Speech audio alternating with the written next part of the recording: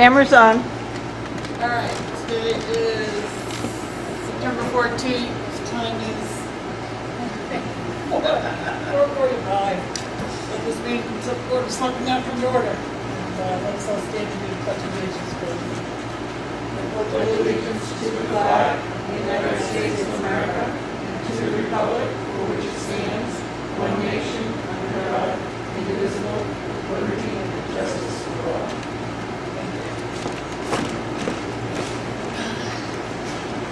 All right. Approval minutes. August 31st minutes, please.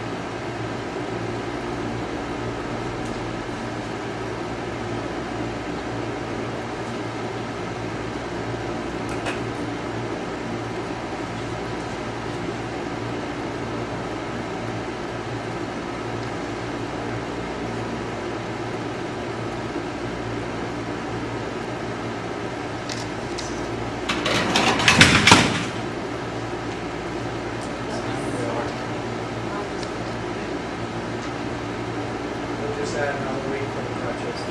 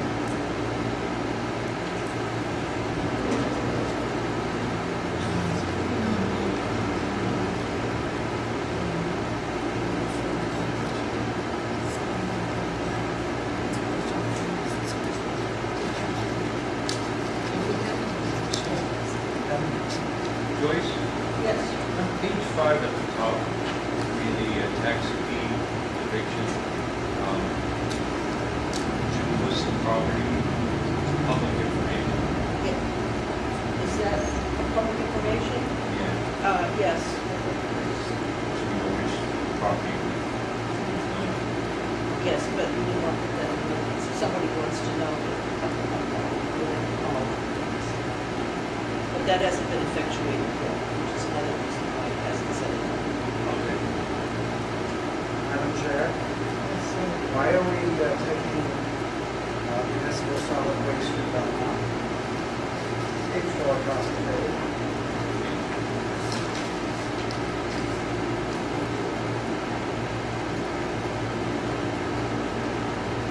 The homes are in Belmont.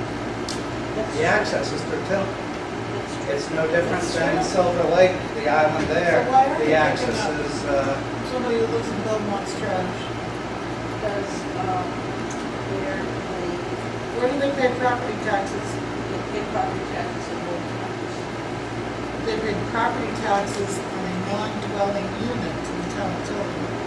They They pay property taxes on dwelling units to the town of Belmont. That's what they pay property taxes on the land that's in Tilton, where the dwelling is, the actual dwelling is in Belmont. They still have land on the island in Tilton that they own jointly. Okay, so there's land on the island in Tilton, and then they also own a parcel of land in Tilton on Route 3, because that's how they access their property. Is there a structure on that property? Where they, yes, there's a boathouse. And it's paid. generating municipal solid waste. So does the boundary line goes down through Belmont? Yes. And they've always received rent. Yeah. So do we do the same for the two residents on the island in Silver Lake whose access is Silver Lake Road, almost 2 houses up from Joe's? One of them had requested, and we haven't heard back from them. Again, the buildings are in Belmont. They have land in both towns. As long as they have land in both towns. If they didn't have land in both Tilton, Just to say, is anybody here from on Charlotte? the island and on the road, that would make it good argument. But they are taxpayers in Tilton, it's just that they're actually dwelling. Taxpayers on what non-developable lots?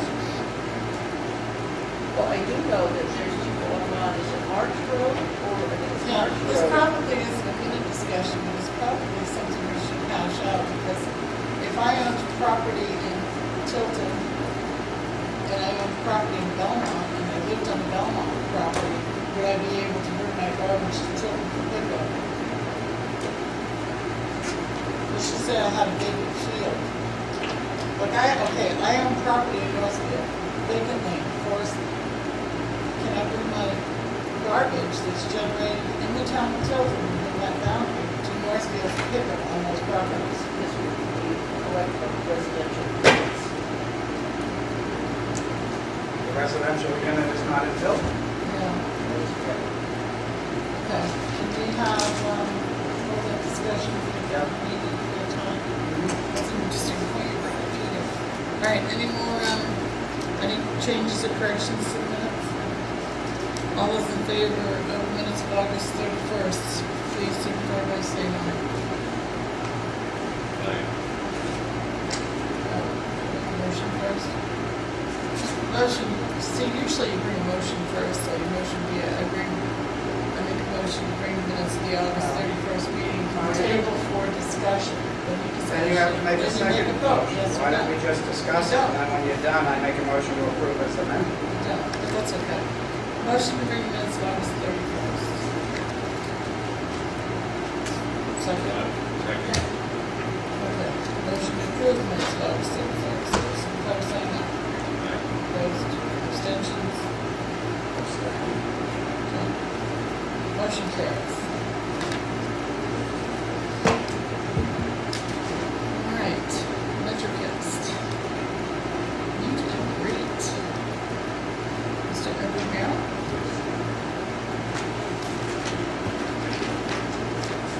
Oh, please.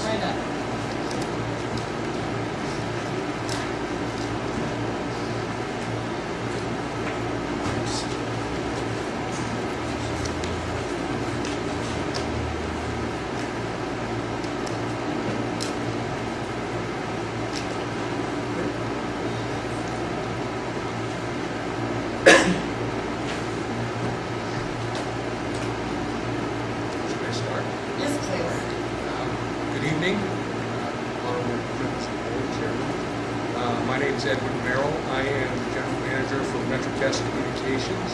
I am responsible for the New Hampshire and Maine system operations. I am here tonight.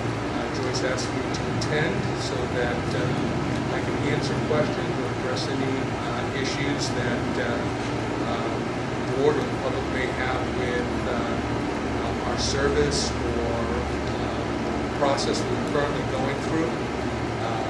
MetroCast Communications has entered into a sales agreement with Atlantic Broadband, and we are going through the process right now of getting all the approvals that are necessary. Currently, we have 60 the towns that we serve in New Hampshire and Maine that have approved our franchise transfer, including two of the largest, both the city of Rochester and the city of Laconia, have already approved the transfer. As we go through the process, we hope to close the deal sometime in early January. Atlantic Broadband has made a commitment to keep all of the personnel that we have in our systems as we go through the sale. We also, it's important to know that through this process, as the new transferees, as the new company, they are responsible for all of the terms and conditions of the current franchise that we have with the town of Tilton. The current franchise was renewed in 2014. It's a 10-year franchise. It goes to December of 2023. This process that we're going through now, we need the approval of each one of the franchising authorities where we provide service. And as part of that approval process, it gives the franchising authority the opportunity to ensure that the current franchise holder is living up to the terms and conditions of the franchise that we have. And it also gives the franchising authority the opportunity to make sure that they're comfortable with the new company, that they have the ability to legal qualifications, the technical qualifications, the financial and managerial experience to operate the cable system. Atlantic Broadband has been in the cable business since 2004. They were purchased in 2014 by a Canadian company called Cogeco. Cogeco is the fourth largest telecommunications provider in Canada. So I'm not sure how you'd like to go from here. Thank you. A lot of questions. I only have one. How many communities do you have total? You said 60? 33.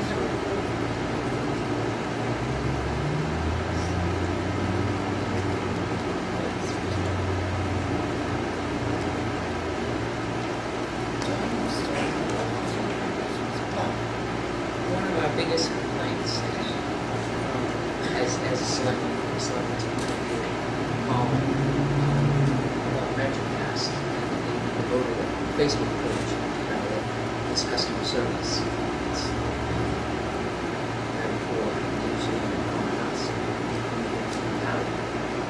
What I'd like to do when I do at every meeting that I go to is each one really needs to be handled individually to find out exactly what the complaints are. What I have is a form here, a contact form, that has my personal information on it. It has my cell phone. I answer it 24/7. And if you want to make these available to anyone that has a complaint, you can give them out my personal information. If they're not satisfied with the service, then I will personally work with them to make sure that we resolve to the best possible extent whatever their issues are. I know we've had several residents of the town of Tilton who have switched from MetroCast to other issues very convenient there because of the customer service. We back out to them if we can make changes and help them. I will. What I have here,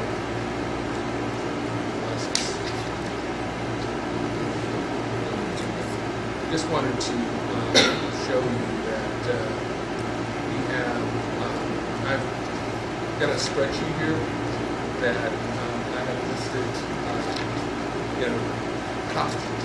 listed all the service calls that we have, that we've had over the years here in the town of Tilton specifically.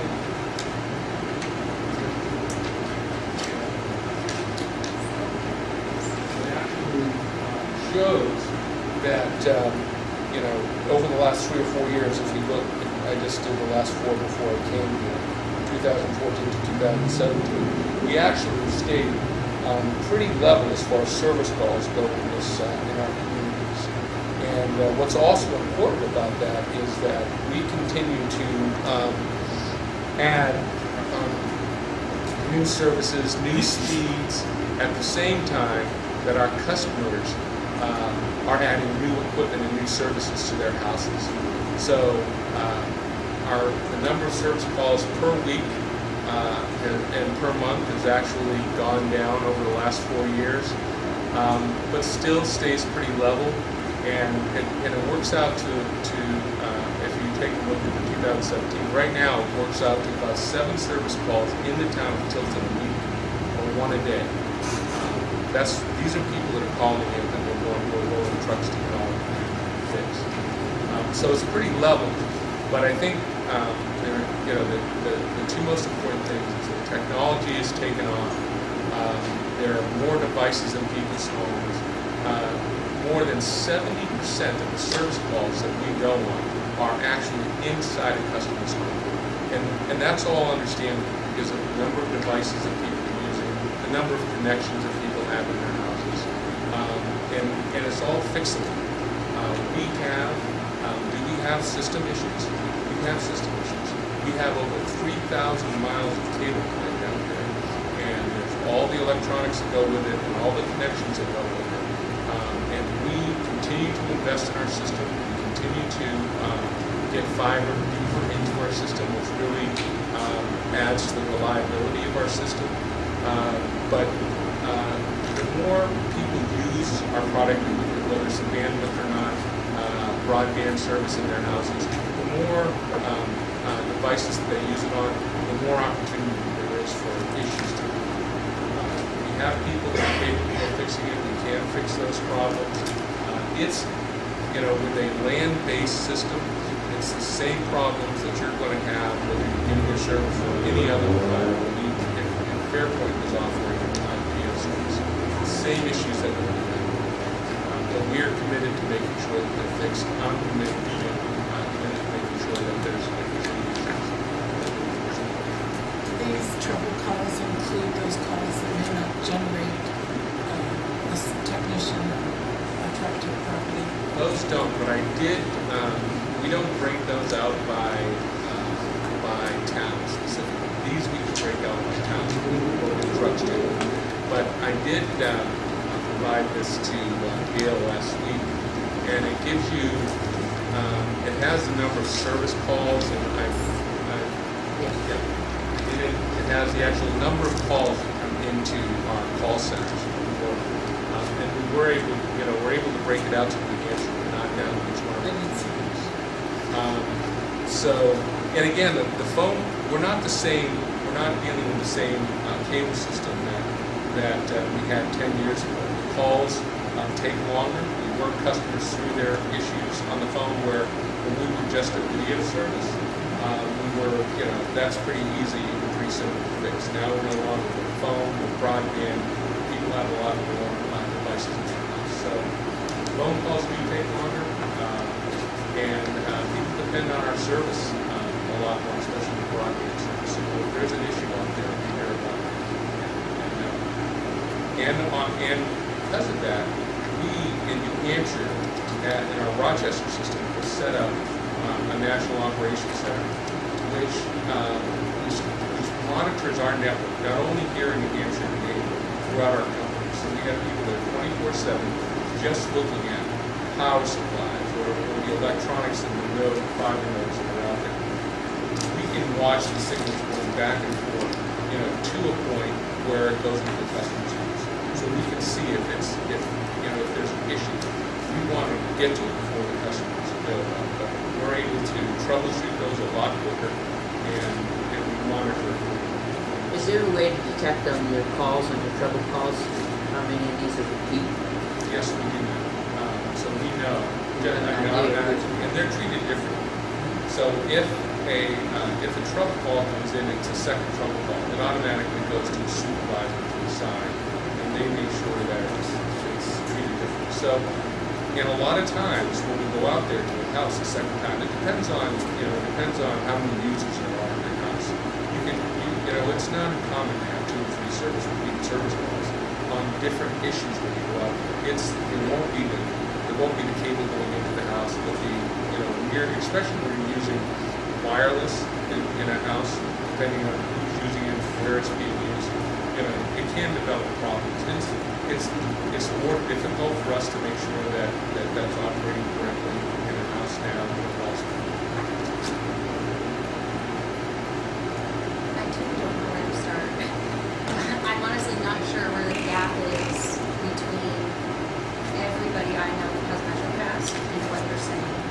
Just looking here, Better Business Bureau rates bet with 3. Every single comment is negative. And I understand a lot of times if they're going to make it's going to be negative. But comment after comment, customer service, poor customer service. They do not care. I tried to call, waited, hung up.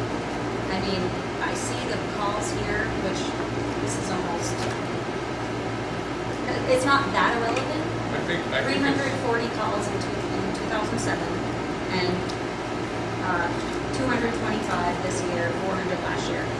But personally, 2007, I feel like I would have maybe tried to call MetroCast. The experience I've had, I wouldn't even bother.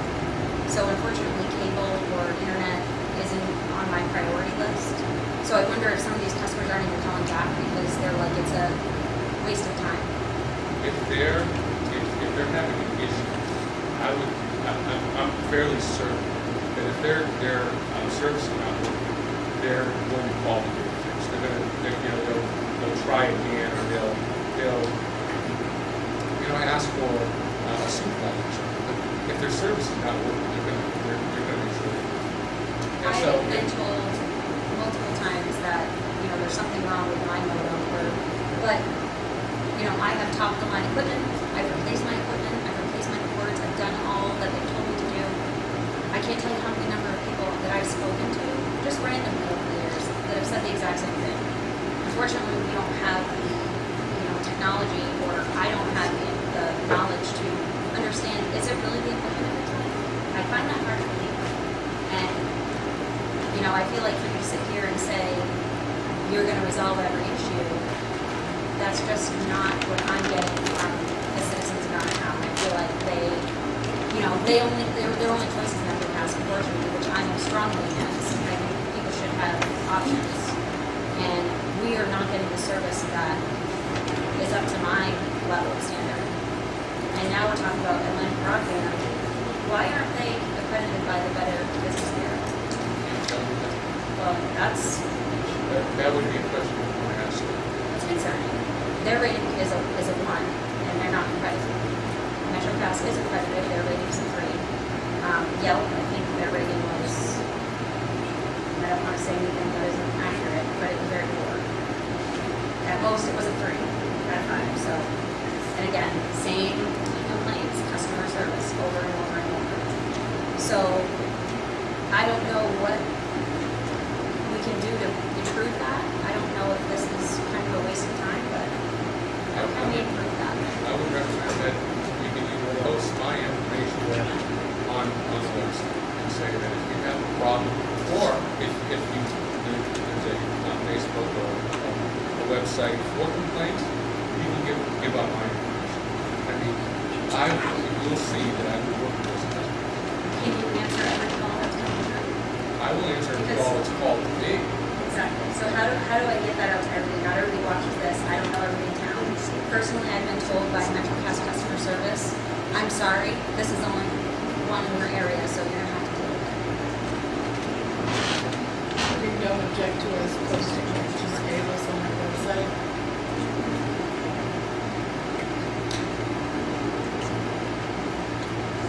I haven't been happy with the past, honestly, and I am not happy that that's our only option. I think that is, You do understand this is a non-exclusive franchise. That, you can, if anybody else is interested in coming in and providing service, you're allowed to, it's legal for you, to give out other franchises. but they won't barbecue. It depends on where you are. It depends on, well, it depends on who it is. For instance, right now, we have 5 communities around Farmington that has TDS. And so TDS is a telephone company that's coming in and bringing fiber in Alton and that area. And they're providing service to compete directly with us. So it depends on the area. But up here, there are some parts of New Hampshire that has Fairpoint, that has video service through Fairpoint. Is it concerning to you that Atlantic Broadband is not accredited by the Better Business Bureau? I wouldn't know how to answer that. I'd be more interested in their service, but that, if it's something Their that's, service wasn't treated out of if it's concerning to you, I would absolutely, Is talk it to concerning to you. you? Is what I want to know. No, my experience with Atlantic Broadband is I was the general manager for the Connecticut system for MetroCast, and we sold our system to Atlantic Broadband, and the improvements, and we sold it 2 years ago, and the improvements that they've made in that system since they've been there so quickly have been incredibly impressive. I built a team that was in Connecticut, and they've kept the team, and the people there that are working for Atlantic Broadband are very happy with what Atlantic Broadband is doing. Customers are getting the choice, they're getting extra speeds. I think that, I think it's a good move that Atlantic Broadband is actually purchasing this system. They have more resources than MetroCast has. They're much larger company. They have a much larger parent. We were a small family, so it's they have more experience in the area than MetroCast has, and they're looking to grow. So being a larger company, providing much more advanced services than MetroCast is doing, all makes it big. Do you intend to stay, or do you intend to become an Atlantic employee? I hope to become. I hope so. You said that they want to keep employees, so what do you mean? As of right now, I have a job. But it's all about compensation. Really. So you could leave, it wouldn't be that they choose not to have you? Yes. It would not be, right now they have made a commitment to all of the employees. And if you stay, what is your territory? Still New Hampshire. So 2 states. So We only have 5 systems in Southern Maine. should you stay, it sounds like, I know this is it, but should you stay, are you concerned by our concerns? Because customer service is first and foremost. That is your business. And one day people will have an option and they will be able to, personally, I use Netflix and Amazon. I use MetroCast for the internet because I have to, because I'm forced to. But one day I'm going to have another option. So what are you going to do to improve the customer service in this area? I think by giving my personal information, allow you to give to anyone that you want to put it on the website, I would think that that's a good example of commitment that I have to customer service. And so I'm going to work to make sure that our customers, I talk to customers every single day. I'm committed to making sure that that their service is better, that they're happy with our services. Well, I want to thank you, but I want to know, other than having people reach out to you, because if somebody picked up the phone and called me right now and said, how do you feel about MetroCast? It's going to be negative. So I wonder how many MetroCast customers would actually give you a positive review. So what would you do to reach out to people in our area to improve customer service? I think what we are, So nothing new. No, we continue to invest in the system. We continue to improve the electronics, to improve the monitoring. Every year we're improving the Those are system. not the complaints. But those work to keep the service more reliable, to make sure that that if there's an issue, we're finding it. So we are. So what I'm hearing is our complaints, mine in particular, several citizens I've spoken to about customer service. You don't intend to change anything about that or address that. I do, and we will. And so technically, as far as if your system is working, you're not going to call us. So, we need to focus on that, and we do. And so, So the system, I doesn't work often. I don't It bother does. calling because it's a long wait time.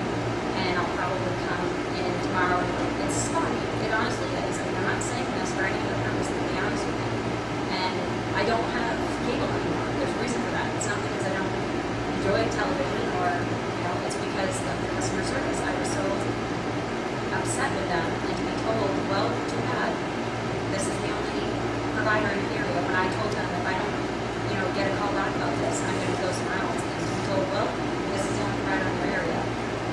That's poor customer service. So why would I call back? But again, should there ever be another option, I would certainly take them up on it. So I am disappointed that you don't have anything to say about the customer service that we're reporting to. we focus on improving everything. And what I'd like you to do is to take me up on it and let me find out exactly what's going on with your service. I'd love you to reach out to people and find out, can you put out a survey maybe, and find out what the people in this area, how they feel about MetroCast and what they want improved upon? Because again, I think a lot of people wouldn't bother calling. One, the wait time, and two, they're over it. They're not gonna bother calling because they know MetroCast is notorious for poor customer service.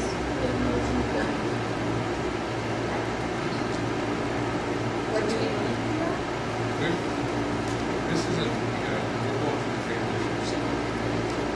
So something like that would really be up to, the new company to be, Atlantic Broadband initially, I think. Well, as someone who represents MetroCast, who's being bought out by that company, who just said, quote to the employee that is an employee's company. What's not in place for people who come in that maybe don't understand their system, how it operates, they're having troubles, what I'm talking about, the computer part, the television,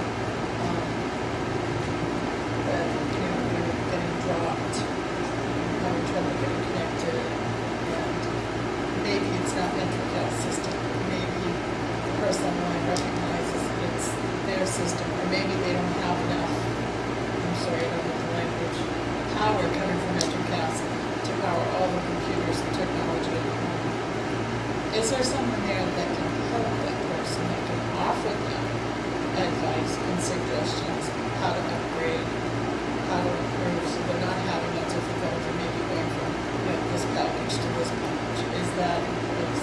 We have really different stages of our call center. So we have our regular customer service representatives that take all the calls that, if you're selling, changing your service, disconnecting services. We have that level of people that work with our customers on that. And then if it's an issue where it's with the broadband, we have a whole different department that works with that, and within that department we have different levels of technical expertise that work with customers, all the way up to specific groups of local business customers. So we do. So the answer is yes. So, Again, we spend a lot of time walking customers through those basics while they're on the phone. so I will tell you, I haven't been that much process. You guys did go by my house for many, many years, but never. My son is not for television, but for computer technology. Last summer, I called Metropolitan, and I'm not a customer, but I called. Was trying to ask in general terms. You don't need to tell me what the customer is, that I have permission for the son to discuss his account. But in general terms, how can I improve if I have, 3 computers and all the other little devices, phones and many computers that make me live on one tablet. But I'll tell you, I didn't get an answer. I was told that I wasn't the customer.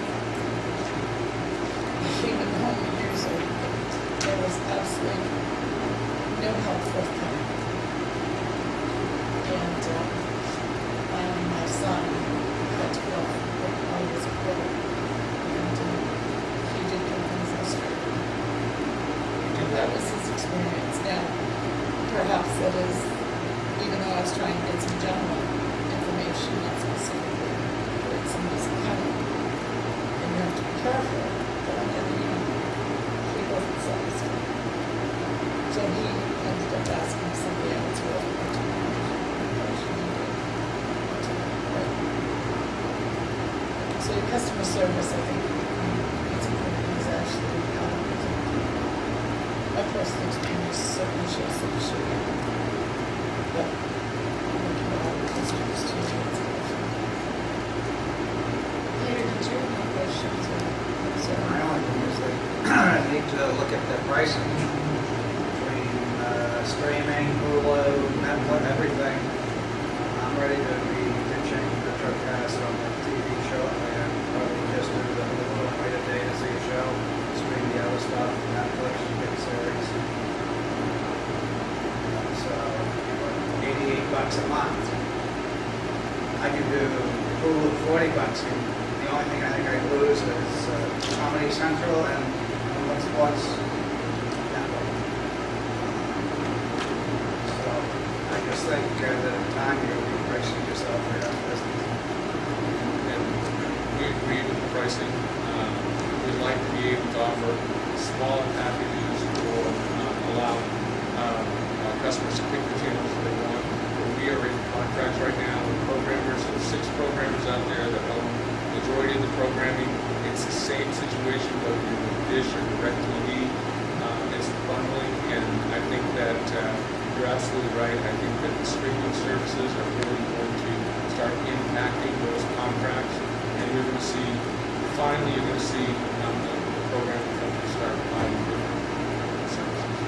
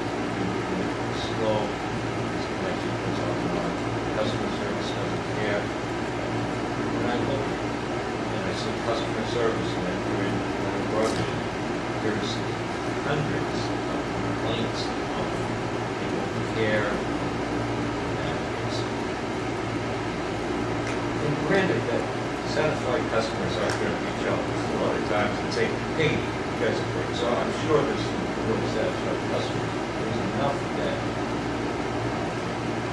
difficult times in broadband.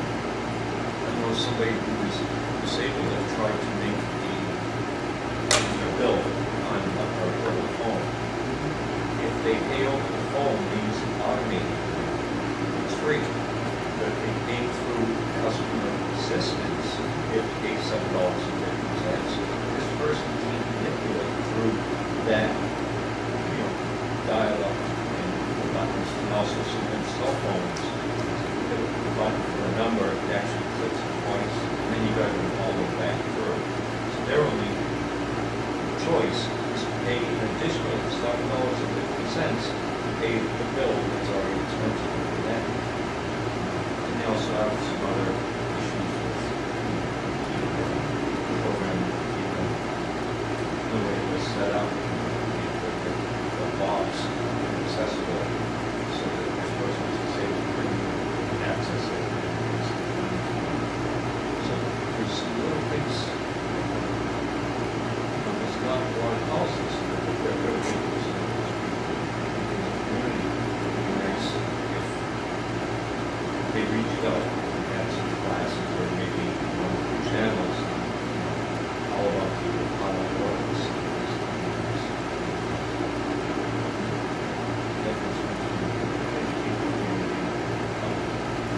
How do you know if it's this and how do you know if it's that? Those are the areas of concern. Customer service for the company, property. Local people in this building that can't always access those and regional. And I'll say, consumer affairs, Atlanta Broadband has a 1-star rating that I've heard before. And again, customer service, it's something like that, a person with disability, that would probably be an easy fix. So people aren't necessarily complaining about service, which yes, I see that, but there's nothing more frustrating than waiting on hold for, 30 minutes, like an hour, being transferred to another department, and something that can be so easily fixed, and you get somebody who may be rude or who has no interest in actually helping or trying to solve the problem. So I think, that's a major concern. Customer service could be easy fixes. It's not happening. We have some public visits tonight. We'll actually have former Selectman Joe Justin, he was a selectman and negotiate our franchise agreement here. So it's all represented. Do you have any questions from the cast, Joe? Any concerns about 11 broadband purchasing now? Yes, I know due to service issues, power outages, charges for those towers, it's supposed to be, those kind of things, no response from the company. But I understand the Telecommunications Act 1996 and the contract.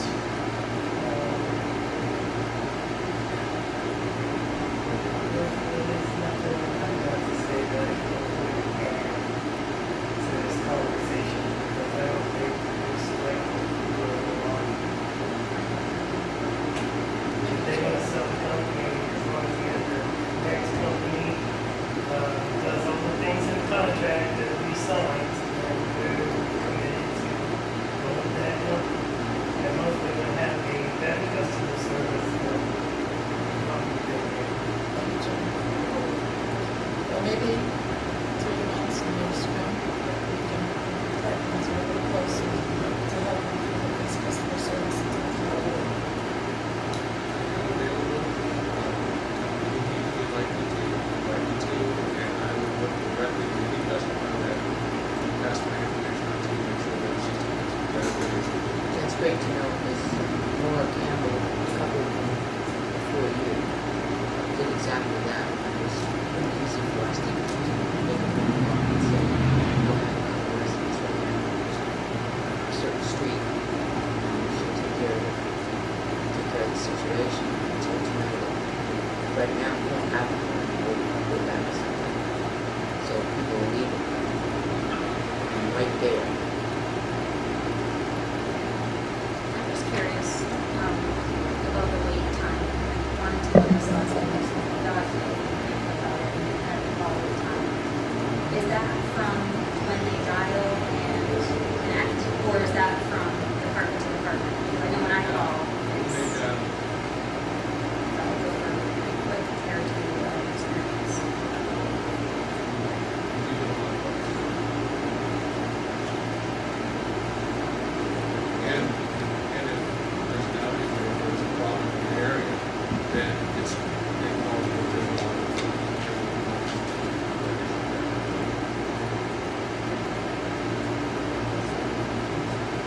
and thank you enough for coming in Appreciate it. and allowing us to get information about our site and partnering with you and giving us our service.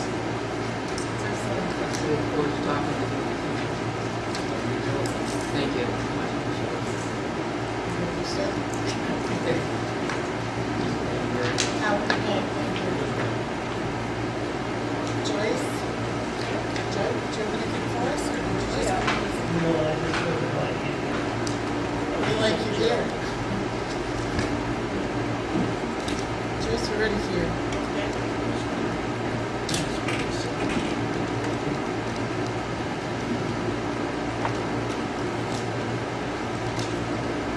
Do we want to have Tim put the information on the website? That he gave us? The form that, so some forms you can actually fill out on the website. I suppose we would because we're not veteran fast. But at least they could print it Can I out. say this information look at the video that gave us instructions to get this on. What would you say, any issues? So it's a good thing. So everybody's in agreement to put that on the website? Okay, Joyce, would you talk to Tim about getting that on the web?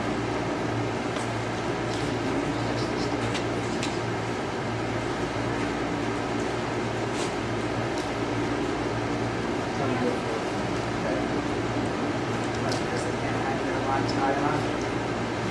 Is it this the?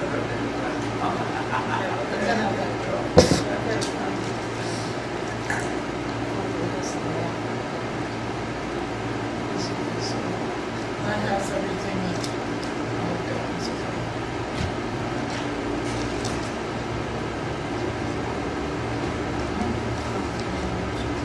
So could I, while we're on the subject of cable, there's two things. The Kate Muller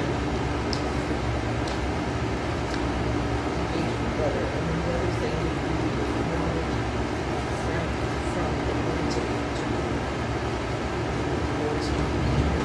So that question, I You can hear didn't you. know. I'm sorry. I don't think anybody can hear you. The mic is.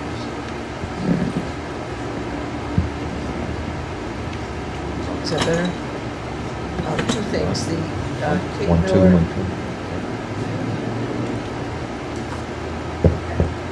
don't hear that. It's like planning board, I could hear. Try this one. Volume. All I did was put the camera on, put the plug in, and press the button. I didn't touch anything else. I think I just talked. They appear to be out. Maybe they're not. Testing 1, 2.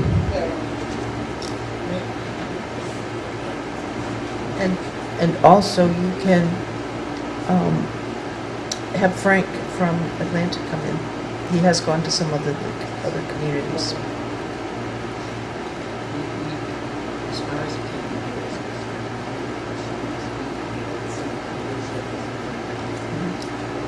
Yeah, I have a response.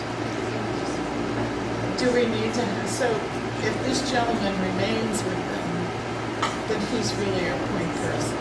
If Atlantic purchases them, who is this one person? A representative from Atlantic? Fran Bradley of Atlantic Broadband.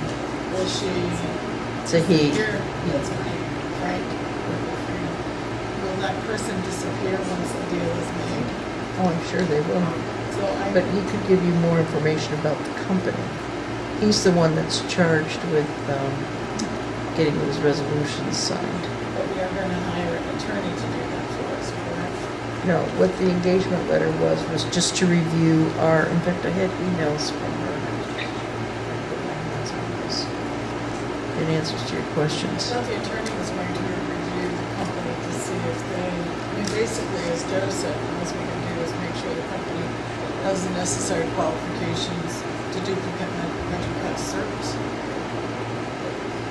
That's No, not combined. no, she was going to review, Just look at the agreement. look at the agreement, and the first thing we want to make sure is that we're satisfied with that MetroCast has met their obligations of the franchise. When we signed the franchise, they did give us that additional funding.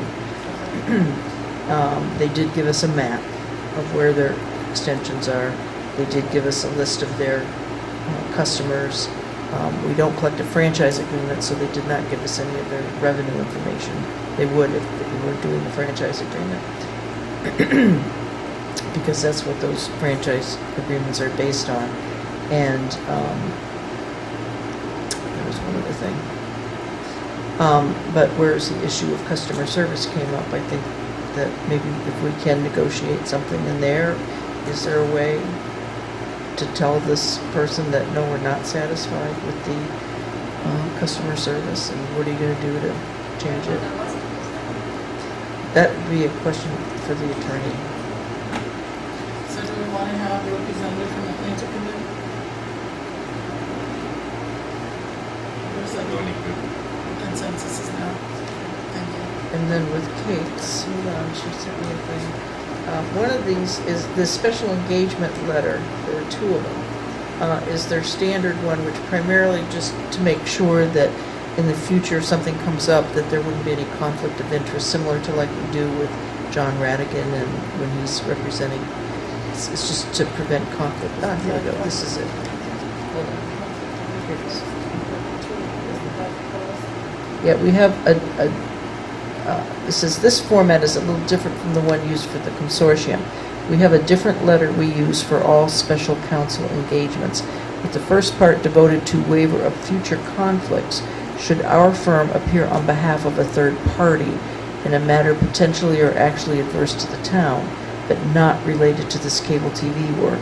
And attached to that is an exhibit with the usual terms for our engagements, which is the same as the consortium engagement letter. And finally, the chair of the board would need to sign the acknowledgement that they're duly authorized by the board to sign the letter. And then what she would need is the date that the town received the letter about requesting the assignment, the Form 984, which was in the book, that gives all the information on the cable company, and then a copy of the draft resolution that they want the board to sign. Have we used this firm for any other purpose than the MetroCast negotiations? Yes, this is the same firm that, there's so many firms we use. It's the same as John Radigan and, This is John Radigan's it's firm, yes. And that last one. No, that's if they appear on the behalf of another third party, not related to cable TV. So basically, they're saying John Radigan could represent a member of the community versus Tilton. Is that what it's saying? Technically? With a different letter we use for special counsel, the first part devoted to waiver of future conflicts should our We firm. asked that Jesse would get this class. This never, on this language here, no, the one that he,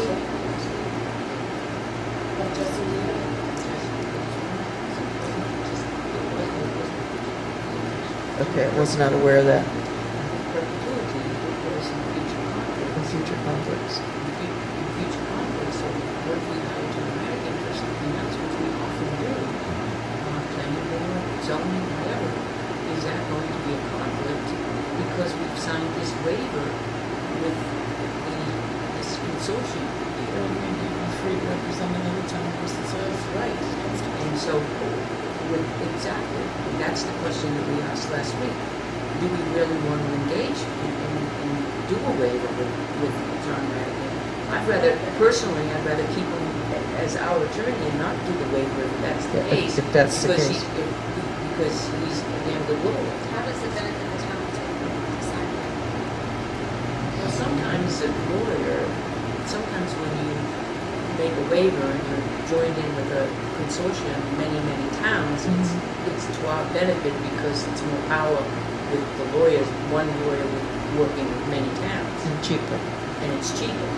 But if that letter says all future conflicts, well, we wanted that to be spelled out because we don't want to lose John Radigan and any of our other legal matters.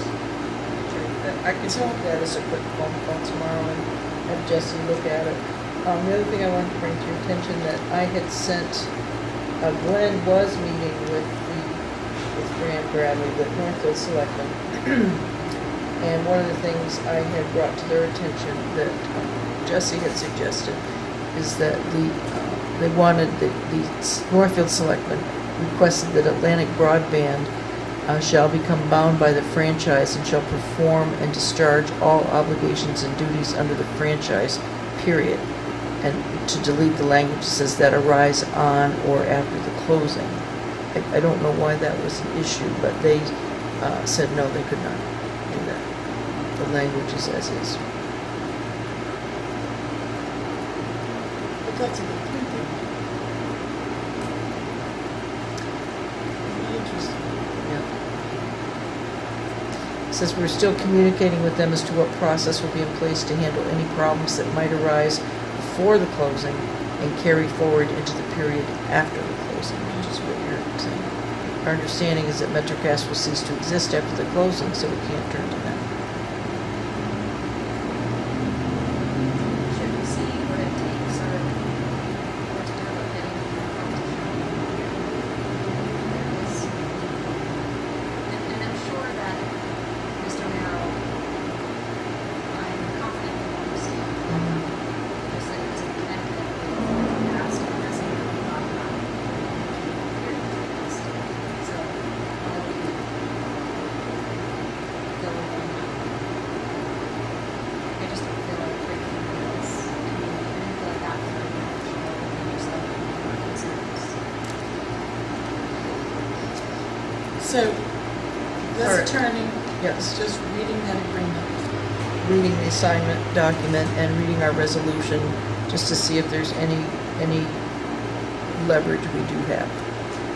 This is not just lay people like ourselves that are, or this is all she does is deal with cable So franchises. you're gonna ask Jesse to look at that clause. Yes. Well, actually, he should Look at the whole thing. look at the agreement that she wants. And us I to can just sign. ask her and, Does anybody object to having Jesse look at that? Yes, that's great. I guess it was.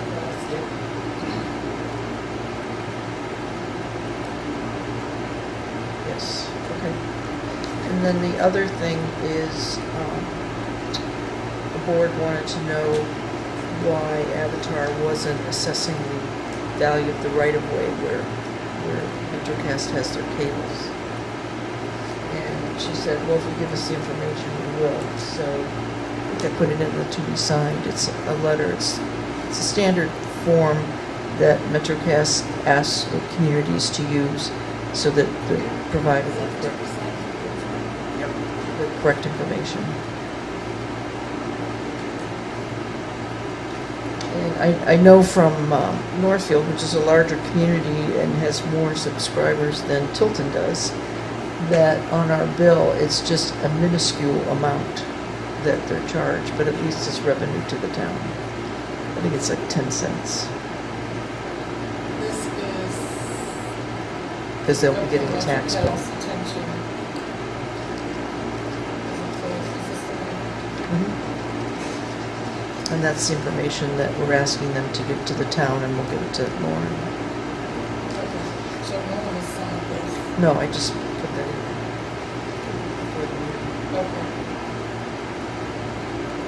I spoke to Laura before I left on vacation, and she said, yeah, just send them a letter, and by law, they have to give you that information.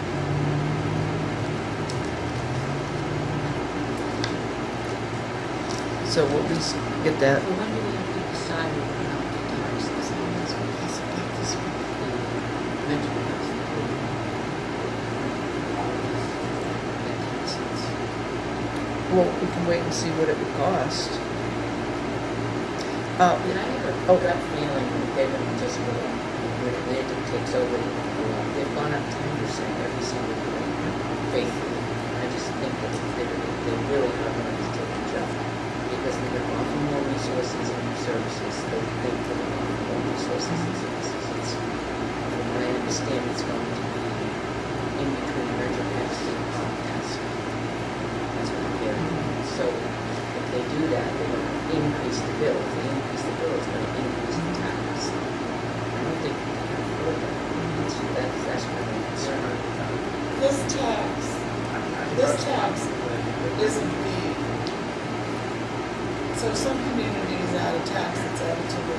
franchise fee. franchise fee.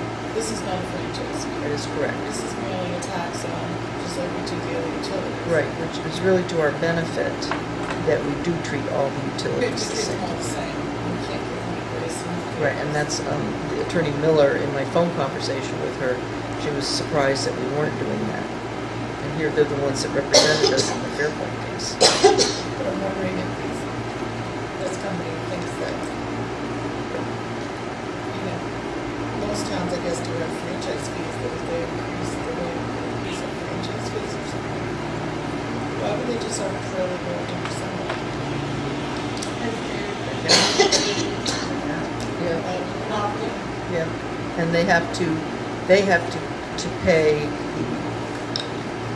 the companies that You use do their have to be cable. creative if you don't want to use Metro. Correct. There's other options for them.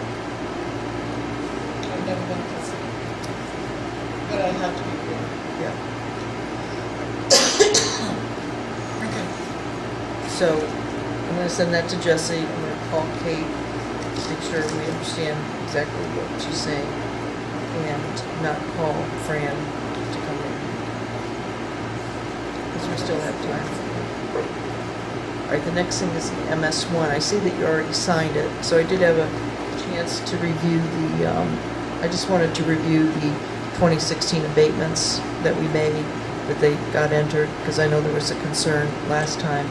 Also, I wanted to look at the veterans credits and exemptions. There really hasn't been much change since the MS1. But just in case people ask you, with the all veterans credit that we added in 2017, we received 5 that had applied and were eligible. So that comes to $2,500. We had an increase of 1 in the original veterans credit, which would be another $500. And then on the disabled exemption, which is $2,000, we increased to 1. So that's, I think that's what I had predicted, around 5. Okay, and then the other thing, that our total new net assessment, despite the fact that we had to abate some from the 2016, which carried over to 2017, we still gained almost 4.5 million in assessed value. So that's 0.85%. So that's good. If we can get up over 1%, I'd be real happy, but that's pretty close. And our elderly exemptions, I was just playing around with those. Those have held about the same. In fact, I think they came down a little bit. So I'm satisfied with it. So if the board wants to go ahead and vote to allow me to transmit this to, well, actually I transmit it to Lauren, then Lauren transmits it to DRA. So is that all good to go? Okay. Anybody object to no? Yeah, it's okay. Okay, I'll wait to check my, I can do that, just to see if JTC got back to me on the, no, they have not. So I'll stay on top of them. Travis Carpenter, he's the civil engineer that's been working on our geotech for the PD study. So I'll just keep calling him, say we gotta have it. And Gary's surprised of it, and he's getting worried as well. It's like, because he has to have so much lead time from once he does the conceptual design that you approve to give it to the estimator so that we can get an estimate. Maybe we should, we probably don't have time now to discuss, but later in the evening, we should discuss forming a committee to at least get started in designing the building. It's going to fit on both sides. Right. So, because this is too much of a delay. And get going on the, at least on the concept, sure. That's a good idea.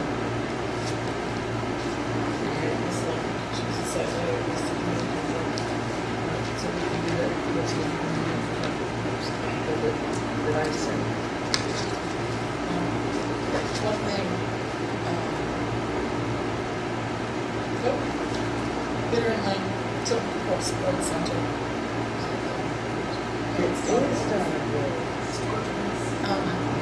Bitter and Lane Tilton Sports Center. Yes.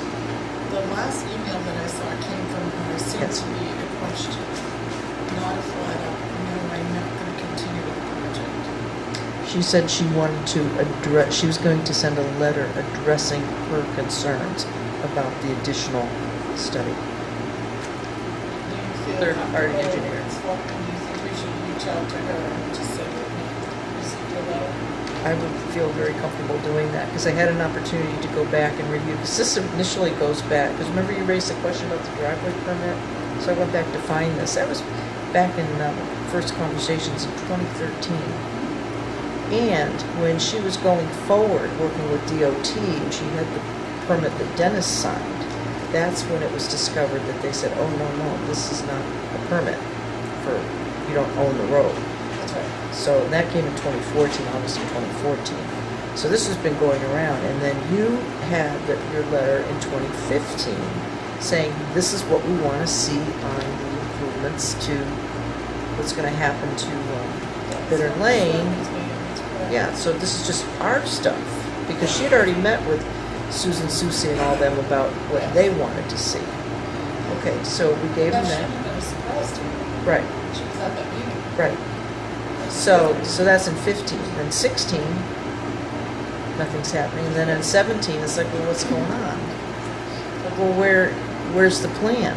And that's why we sent her the letter from the 15th and said, we need this information. And that's what I'm concerned about, that it kind of went stagnant, because the ball was really in their court. Yes, it's always been in their court. Yes, so I just. Always been in their court, yes. Does the board feel comfortable reaching out to her and just making certain whether or not before she's going to go? I mean, I think we've been very clear about what we want. And in the letter that Steve said, he was very clear. And he said in there, where's all the traffic study stuff? So I emailed her and I said, we're going to need that. So she sends me a copy of the driveway permit and then a letter that she had from DOT with referencing all these other documents on the traffic study. Well, where's that? Right, if you could reach out to Yes. her, that would be excellent. But yeah, that's. So we're getting near the time. Is the gentleman here? It's not here. I'm downstairs, but it's not up here. Okay. And then on Winnisquam, I did mention to you earlier that I'd spoken with Bill Cass, this was weeks ago. He's the assistant commissioner. He's gone with us on a number of walks. Yes. He's very familiar with the area, and he knows what's going on. And he said, yes, by all means, he says, send me the information, and I'll get it to the Bureau right away and make sure somebody takes a look at it. And then since then, Brock had spoken to Bill Rollins, plus I had also, unbeknownst to me that he had spoken with Bill Rollins, I had sent a letter to Alan Hanscom. So it's just kind of waiting for kind of the dust to settle there. So when we got the letter from Bill's response, the board said, yeah, put it all in motion. So I finally did, and I copied Bill Cass on that. So, and I tried to keep it short and sweet, and this is what we need you to do. So that is, So that definitely is, I mean, we can, that project is on hold. yes, and everybody knows that. It just, Around until at least 2018. yeah, and and I'm sure we can get some good price if we can get it all set up. So it could be the first project in the spring and get it out early. I think we will have We may want to, good. well, I don't know how you feel about this, but we may want to bid it out now. We can bid the project without owning it. That's true. Because, like, I'm sure New Hampshire DOT wants us to done what they did before, and I'm not that much has changed, and I'm sure they don't want to repair it. Yep. So perhaps Brock could prepare an RFP to go out Yep. this fall for next year. Yep. That would assure us of the spot of much better prices. That depends, Madam Chair. Right now, you're seeing spikes in fuel due to the weather. They're going to project out to the spring, we don't have an asphalt escalation, so depending what gas does, if it goes up high, it's better to do it now. If it drops, you better to wait. Concrete Gas has, goes, so does the asphalt price.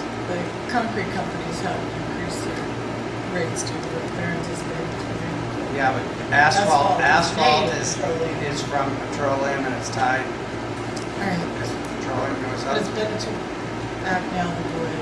Yes. Just a couple quick things, real quick. New business, I'm requesting a very, very, very, very brief non-public session on personnel at the end of the meeting, I promise. I just want to give you a couple updates on our legal status, which I can say in public. Fairpoint did file with the Board of Tax, with the Belknap County Superior Court, a tax appeal for the 2016 tax year. As you recall, we had, they had the court case, and they said, okay, you can use the unit method or your own method. We used our own method, and obviously they didn't accept that. But we're not the only one that they didn't accept it. So that's been filed, and John Radican will respond to that, and we'll just sit and wait and see what happens with that one. I did alert Tim to that so that we can, just so we know that we're going to have some legal expenses in 2018. And also, we prevailed in the ZBA case of Windy Hill Co-op versus Tilton. We prevailed in that. So that's good. So other than just our regular things that we have that crop up in the year, I recommended just keep the 20,000 that we had, All right, and then the rest we can just talk about under your stuff.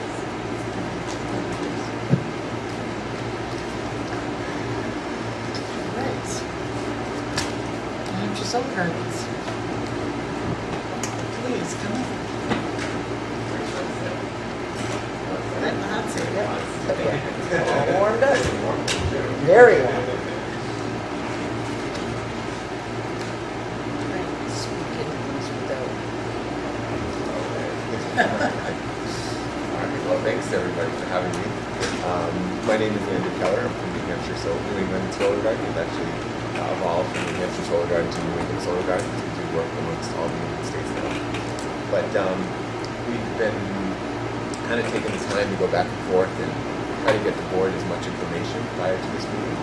And we were fortunate enough to have the chairman here with me to come and visit our hearing up in Sandmerton this past, Yeah, I almost got up. You did, they called you out. They were like, there they are. I called them out. There you go.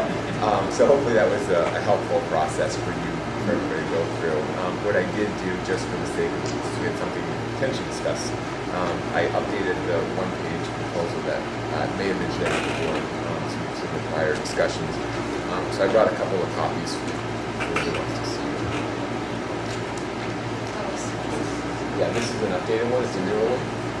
And what I did is I took the liberty of utilizing what we learned in Sandmerton and what the assessor, what the assessor in Sandmerton used for guidance on helping us to kind of come up with the pilot rate that works for the project, but also works within the some of the state parameters, I guess is the best way to put it. So these numbers are what we found in our process with Sandmerton was that to follow the economics as they're spelled out with DRA, it got us up to about a $2,600 per megawatt pilot rate. So the first proposal we all had was $2,500 per megawatt, and that we have a little bit of discretion in our numbers, depending on what the lease rate is with the landowner. So I wanted to be consistent. I like to try to be as consistent as possible, and I know that the assessor in the neighboring town here, did a lot of work to kind of come up and understand how these numbers made sense, and if you had to speak to the DRA, how you would defend it and support it. So I just updated that just so it was consistent, and the point we're at right now in our project and the importance for the board members who weren't at the meeting. We always take our projects through a pretty extensive data flaw and due diligence process. And that usually includes reviewing local permitting requirements or processes we need to go through, the utility process we have to go through, some title review, and ultimately the treatment of taxation. We've done many different projects around the state and many different pilots approved by other towns around New Hampshire. This is not something we're new to. It's not a new recommendation we're coming to the town with. And we're happy to share any of those references or with anybody. So the taxation can become a fatal flaw for us. We had one community in New Hampshire that wanted to tax us like we're putting in a subdivision or a Home Depot, and the economics of that means that most of our revenue from the project would go to tax, and it just never happened. The project died. Unfortunately, we learned that later in the game, and then we learned our lesson, and we knew it was more important to spend time having this conversation now to make sure that if the town is comfortable with it, has done it before, sees the value of how we come up with these numbers. In this case, I think that land is under current use, so there's not a lot of revenue to the town right now. So it provides a new opportunity for some revenue for the community on a piece of land that probably unlikely that we're going to see much else happen out there from right from start. So this is just a very simple one-page overview, and tonight mostly more just to introduce ourselves to the board and answer any questions that you might have, and then see what the board's opinion is on this and just move this conversation forward and see if we can overcome this, as we call this fatal flaw, because we are ready to start moving into more the local planning board process and work with the utility to move through their process, which usually takes the longest in our experience. Can you more closely identify the piece of property you're interested in Tilton by map and lot number? I can. I don't have it right off the top of my head, but I can definitely look it for you. Joyce, do we know which property it is? I can put up. I mean, I'm looking at it and Yeah, I it's can up on kind of Seagull. guess where it is.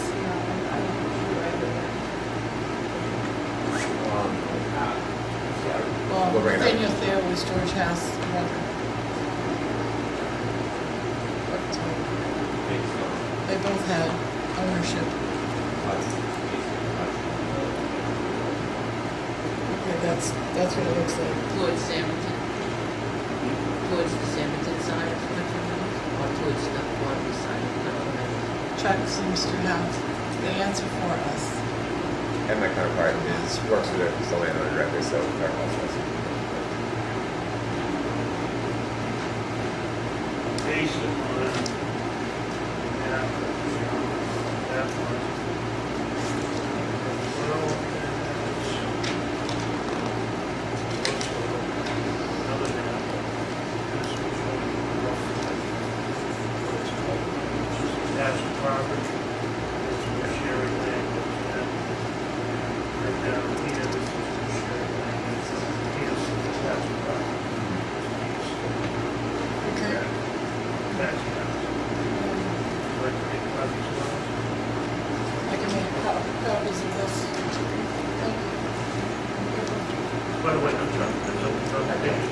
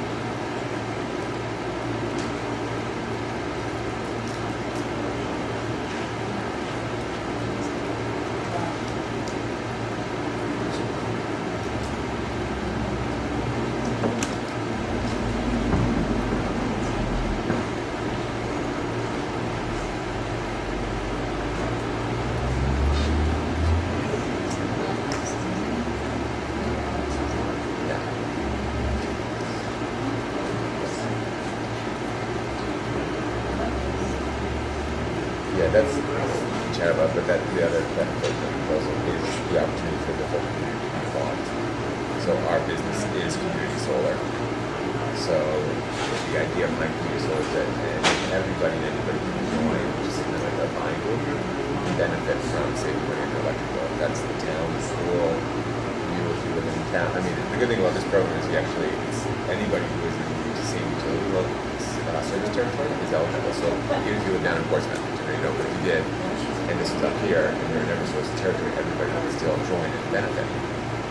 So there is a very important community component to it. I mean, we get a little bit focused on some of these details to make sure that we can overcome the initial concerns, and then we can get into the more, more enjoyable, marketing piece of it once we know we have a project that can actually be permitted. Oh, thank you for those.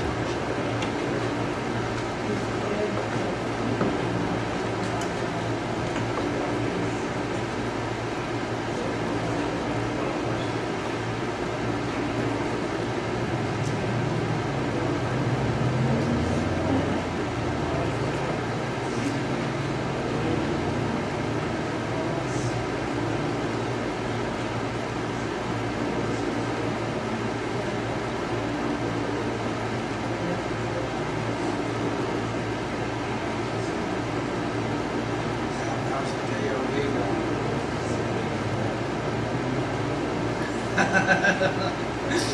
So the answer? They asked me, I just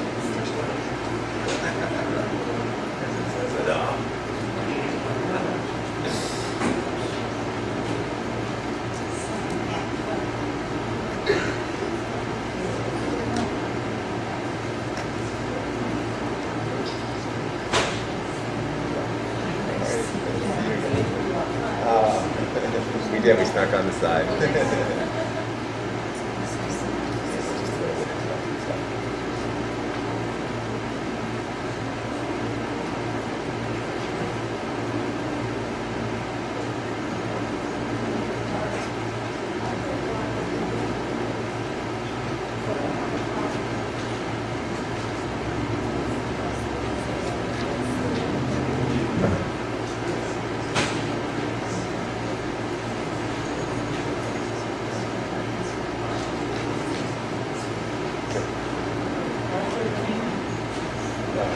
Sure. Okay. All right.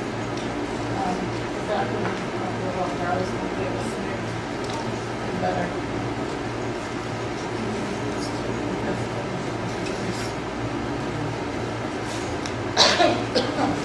How many arrays? How many panels do you propose to put on this property? Right now, we're estimated to be about a 4 to 5 megawatt project, so that's typically about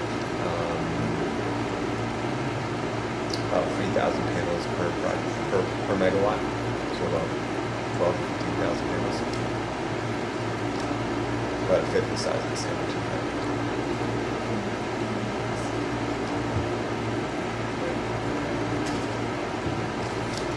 Isn't there 8,000? Yeah, potentially up to. Yeah. All right. Your proposal says 10% guaranteed reduction off electrical supply rates. Can you tell us what that means? Yeah, I was just sharing with some of the other board members. So these are, this component is not required as part of the pilot. What I was trying to do is present to the town and the community the overall value. So the pilot is its own standalone component to this on the taxation of the solar panels. The solar rebate energy savings is consistent with our business model. So we are a community solar developer. We develop these projects so everybody can benefit from the solar power. So if it's the town, if it's the school, it's your home, even if you don't live in town, but you are in the same service territory of Eversource, you're eligible to be a member. So what we wanted to present to the town is that it's not just coming to look for us, this special tax treatment.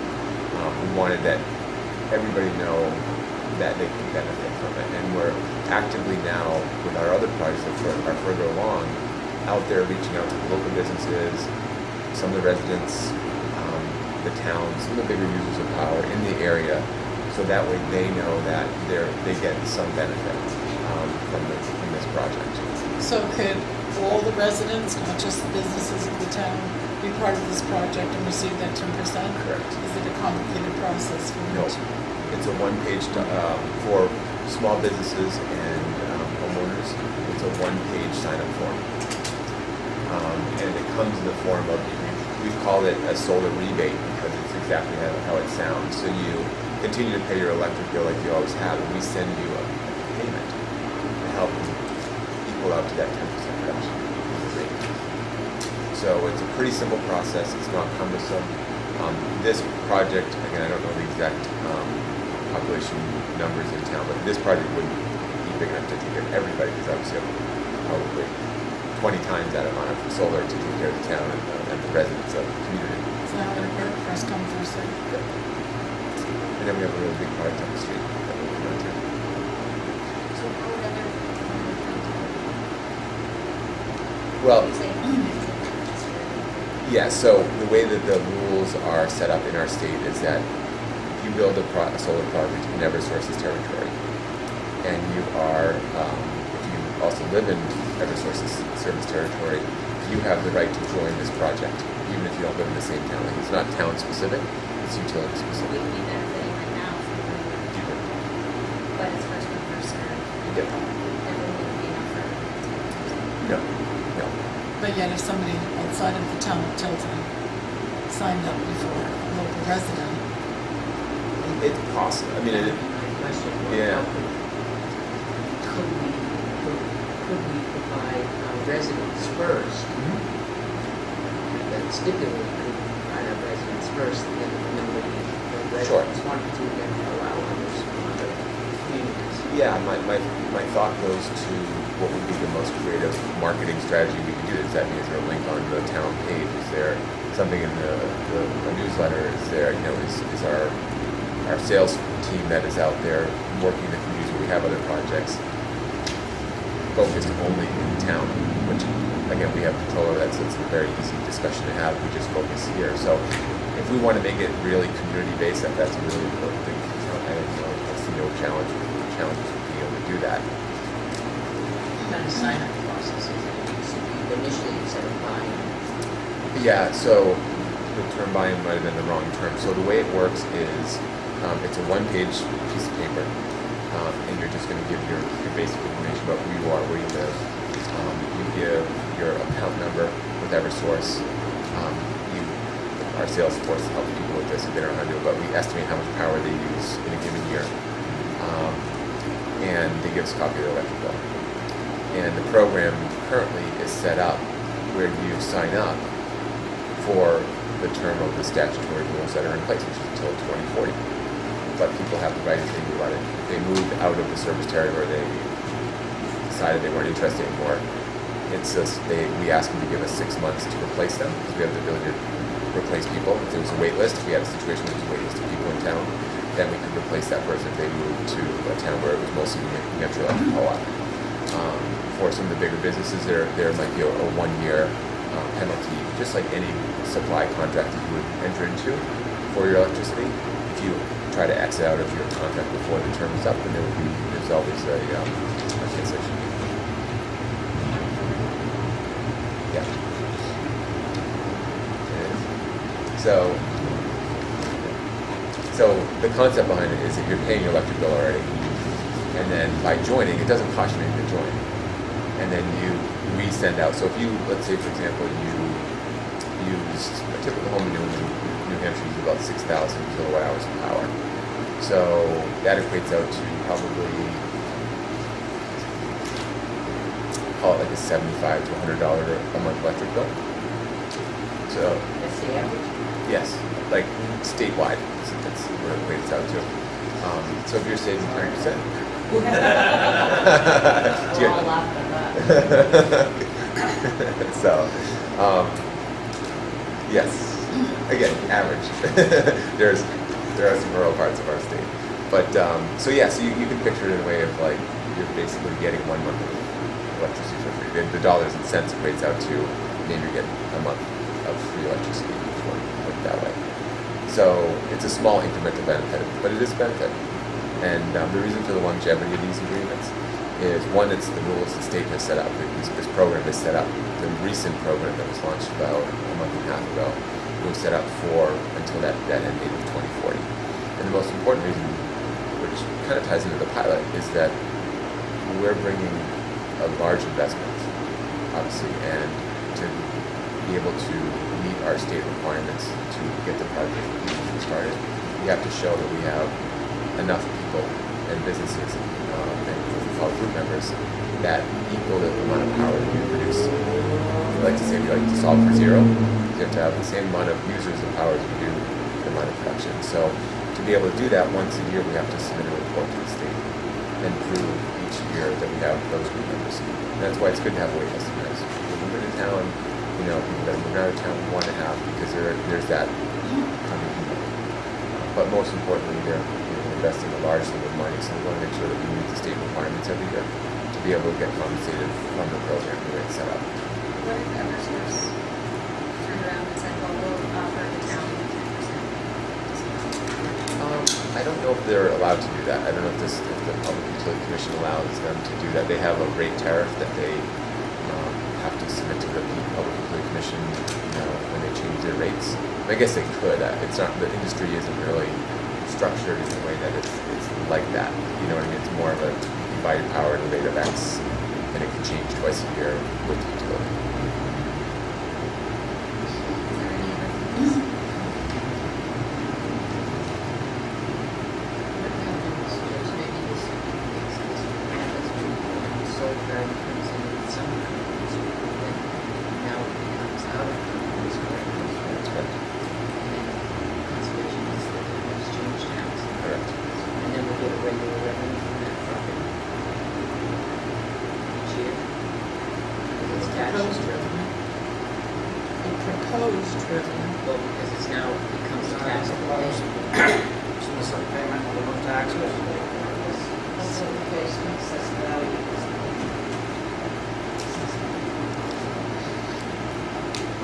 But the change of use tax, from our experience in other towns, would apply.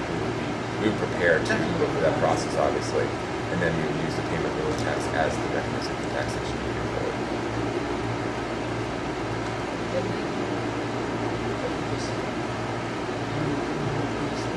Land use change tax.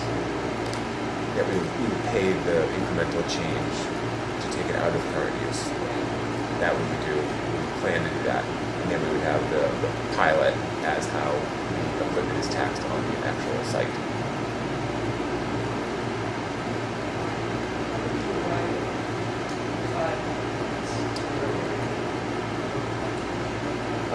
We don't design, this conversation is actually kind of a unique one in some ways where I've never come into a community where they're like, well, we'd like you to come build this project for our town. Our population's X, and how do you reverse engineer into that size? Typically what we are doing is we work with the landowners, be it sometimes a town, but lots of times we actually lease a lot of land from towns around the state. Yep, exactly. Milton, Farmington, Conway, Somersworth, we have a lot of towns here around the state. And we find land that's suitable for solar. We're looking more from a construction and a solar lens, and then that gives us insight onto how big of a project we could build. So if this was only 5 acres of land, we would only be able to do maybe one project. So we're looking at more from the size constraints and the land constraints. And part of the process we went through prior to this conversation was we have our engineering firm do a third-party review on everything related to the local permitting process. So this is an estimate. I mean, we haven't dug deep into site plan layouts, or we know what we have to do because that's part of our kind of due diligence, what we do.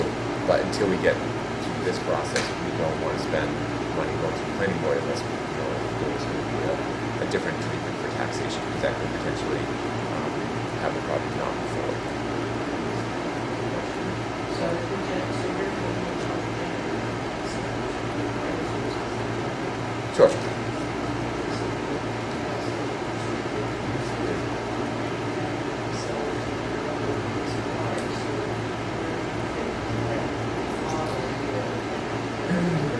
Yeah, I mean no, we're definitely not a reseller. Yeah, where there's I'm not sure what this is.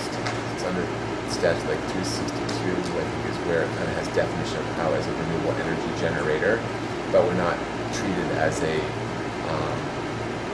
regulated entity like the Eversources by the PUC. We're not, exactly. So what we did in Xamerton, from a taxation perspective, we are as close to it But there's obviously language that allows us, from the statutory perspective, that allows us not to be treated exactly the same height. But we're so close to it, that's what's, They'll that's, set your rates because those are the rates are set.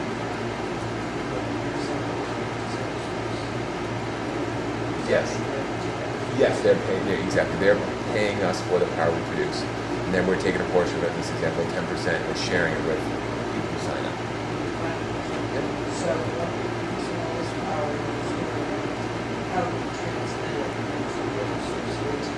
So we don't store it. There's no storage. There's no batteries in the equation.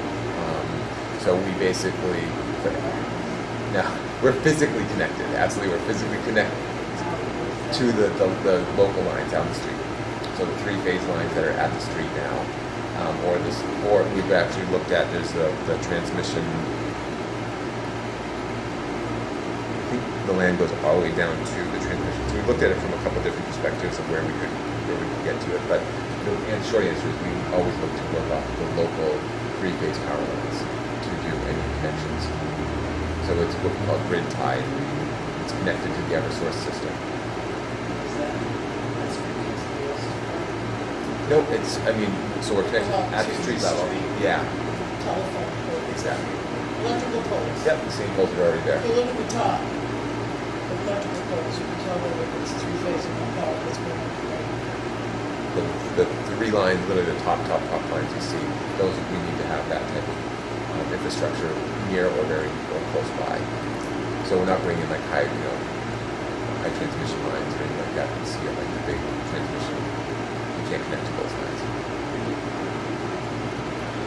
What is the impact, has that been studied, that these solar arrays are going to have on the residents? We are very close to Country Meadows, and I believe Country Meadows' intentions is to expand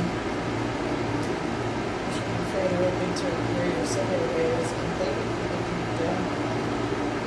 So, impact from a planning perspective, getting the planning board process, you know that we utilize the natural landscaping as a proper buffer. These arrays are not tall. We can actually do some analysis. The panels don't reflect and obviously absorb a lot of power to create electricity. There is at the right time of the day, I'm not saying you can't get reflectivity. Glass, it's going to have some, but in black, we're absorbing power. You know, the sun rays not reflecting it. Obviously, not what solar is for, but there is some, and it's very, very, very slight. I can get the example. It's like much less than like field covered with snow or something like that. But we can do some analysis on the impact of that very slight reflection. If in which direction is the community coming up here? From the south?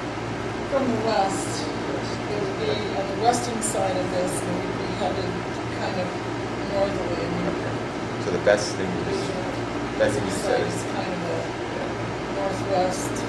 so our panels are always going to be south facing. So anybody that's to our west is not, they won't get any of that reflectivity. So then my next question is what about cars coming up that line? Not an issue. We have other. Because that you're very close to. We are. We have another product that's the same distance with the setbacks of the state highway is. So, It's not, again, it's not going to be. but it sounds like you're saying leave enough of the natural forest Absolutely. there Absolutely. to hide it so that, because you are putting it behind a lot of homes, they would not see it. Absolutely. And my understanding is nothing to hear from solar. No, there's no sound. That's not how Nope. Nothing. No lights. No sounds. No the types of the infrastructure that the solar industry used to use. It still does. Is what they would call a central inverter. It's about the size of a refrigerator, typically, and it does have some moving parts and pieces. So it sounds like your refrigerator. The sound of it, the decibels, is about the same as your refrigerator, but put it out in the field. So that's how it used to be. So there was legitimate sound. It was very, very slight. But the industry has moved towards what they call a string inverter, which means that instead of having one inverter controlling the whole array, you have a bunch of small ones that handle a bunch of small sections of the array. So it's from a performance perspective, it's a better technology. Those do not have any moving parts. They're on a sound. So if you get to the planning process, the planning board would certainly Yes. in such a way so that it would be almost invisible. Exactly. Correct. Or fluid. Or fluid, absolutely. Yeah, I mean, our opinion is that we try to make these things only in the viewshed of the community. The community wants to see them. Like our Tilton project, it's on the landfill. You see it every Saturday, different news cycles, and it's part of what the community wants. That was a landfill project. This is different. So we tried to look at it from respecting the neighbors to our west and obviously the highways. It's less of a neighborhood. Also, there's one other thing I want to bring up. You say in your presentation to the town of Tilton, this project will create one of the largest solar sites in Hampshire's history. However, they all The seem to size of Samerton, and I understand you're from Franklin, yes. and you have another one south of Hinsdale. No. That one is So, Conway. how large are those? So Conway is two different projects. One is about the same size as this, and one's small. It's on the landfill. And then Summersworth is half the size of this. Our Farmington project is half the size of this. And Franklin? Is shrinking, unfortunately. So it's about the same size as this. And Samerton. This is the biggest one now. But Thank you. respectfully, as One of, I see it. yeah, and unfortunately, what we do see in this process, especially as we start to go with larger projects, is that we would like to see them all succeed. And in my experience so far, probably about 75-80% of projects that are at this stage go to the point where we are actually seeing them built. So you're going to have about a 20% fall off rate because there's things we don't know today that we'll find out later in the process. Selectmen, any questions? I'd like to let the public have an opportunity. I just have a concern. That'll work. Well, my house is taxed based on the value of the land and the structures. Here, we're not doing it, we're doing an alternative approach, which saves how many tens of thousands of dollars per year. So we're gonna give big business a big break to give us less than $14,000 a year. That's my concern.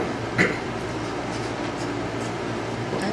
Because you've got a landowner who's gonna be making money, you've got a company gonna be making money. Okay. John, do you have any? Yeah, do you have a copy of that form for the residents? Absolutely. Happy to email that over. You don't want now. Oh, I don't know if I have one. So like my neighbors who put solar on their house, can they come in now and try to get the same type deal too? Smaller scale, but well, why not? So it's gonna be okay for business, but not for single family homes? There is a statute, I don't know if Tilton's reviewed it or not, but there is a statute that allows for, as a homeowner, to get actually exempt. I don't know if Tilton would do it. Tilton is not voted for that.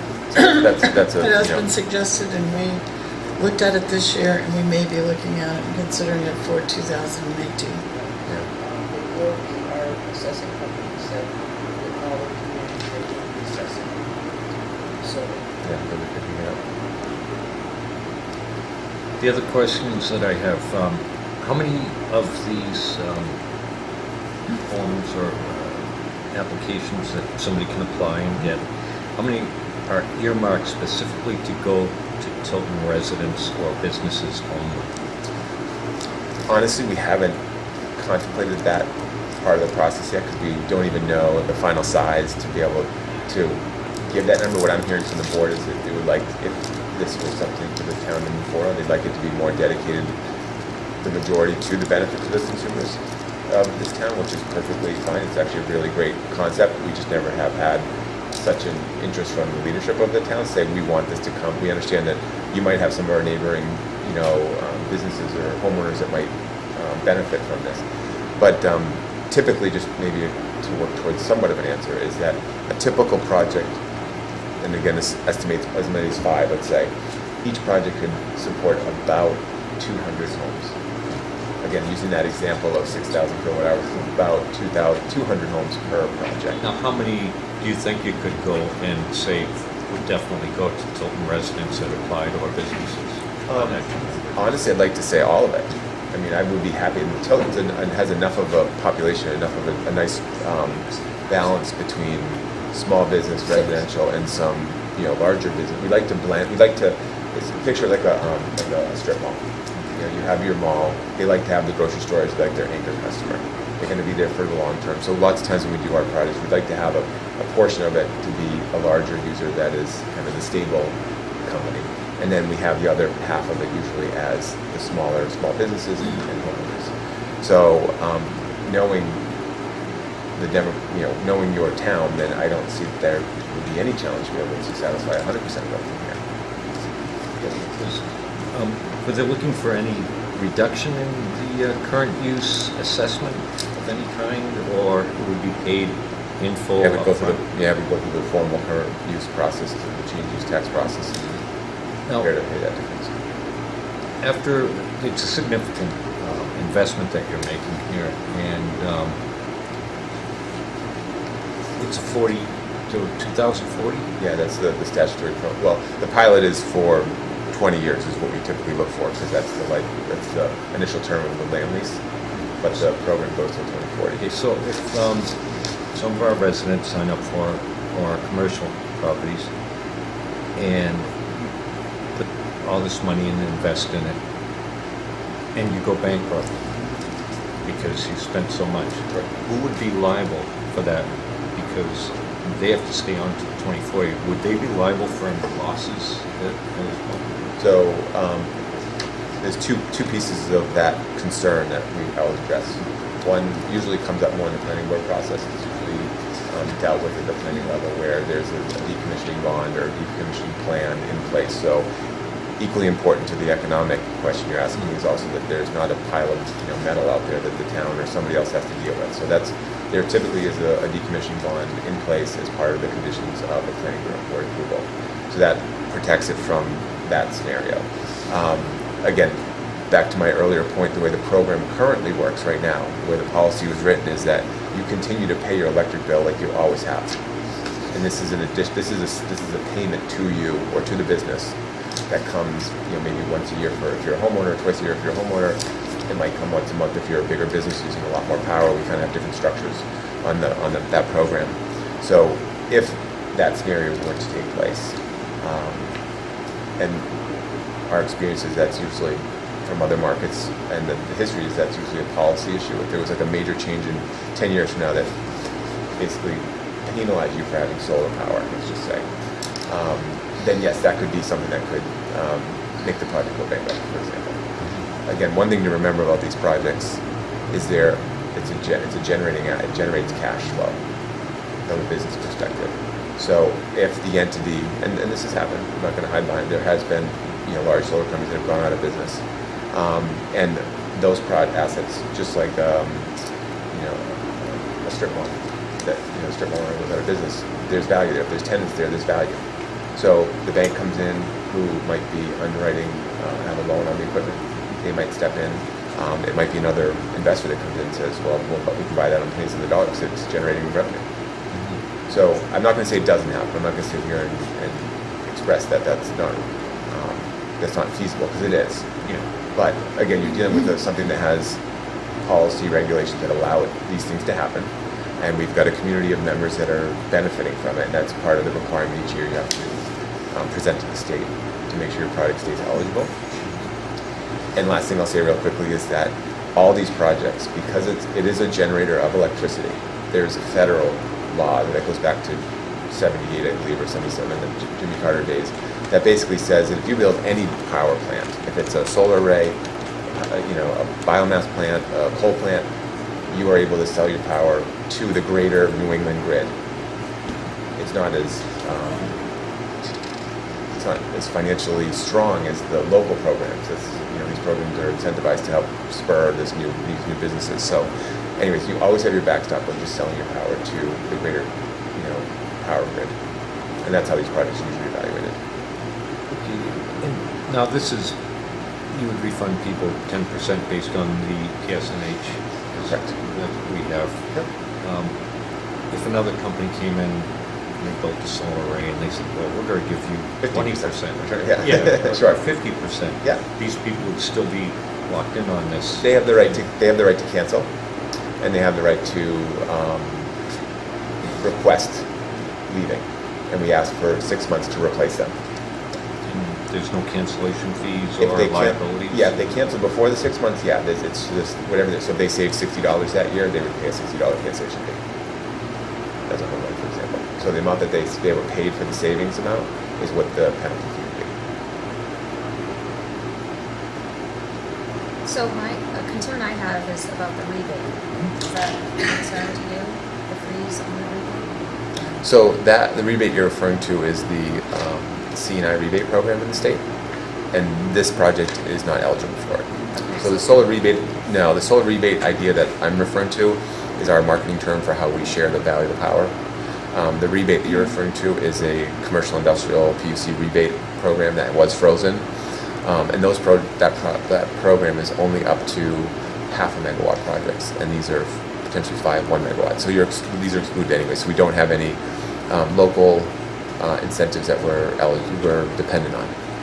And I will just say my other concern is we just had MetroCast in here, and when you agree to these long-term contracts, that really makes it difficult for anybody to get out of that or have another option. Sure. Or to bring any other competition in here. Yep.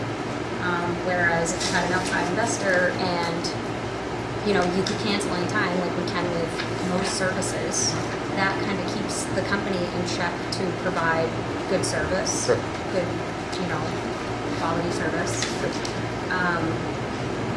If you have, let's say, a restaurant comes into town and wants to open up a business, they're taking the risk. They have to invest $200,000.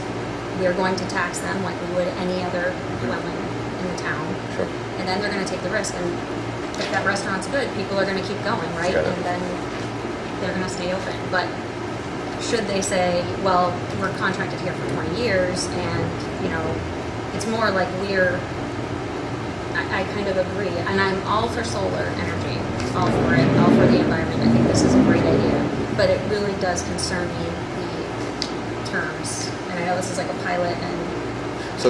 So we're discussing two different things, and I'm following the lead of the board here. So I'm hearing that the rebate program to the community is important because that gives value to other people, everybody who lives in town.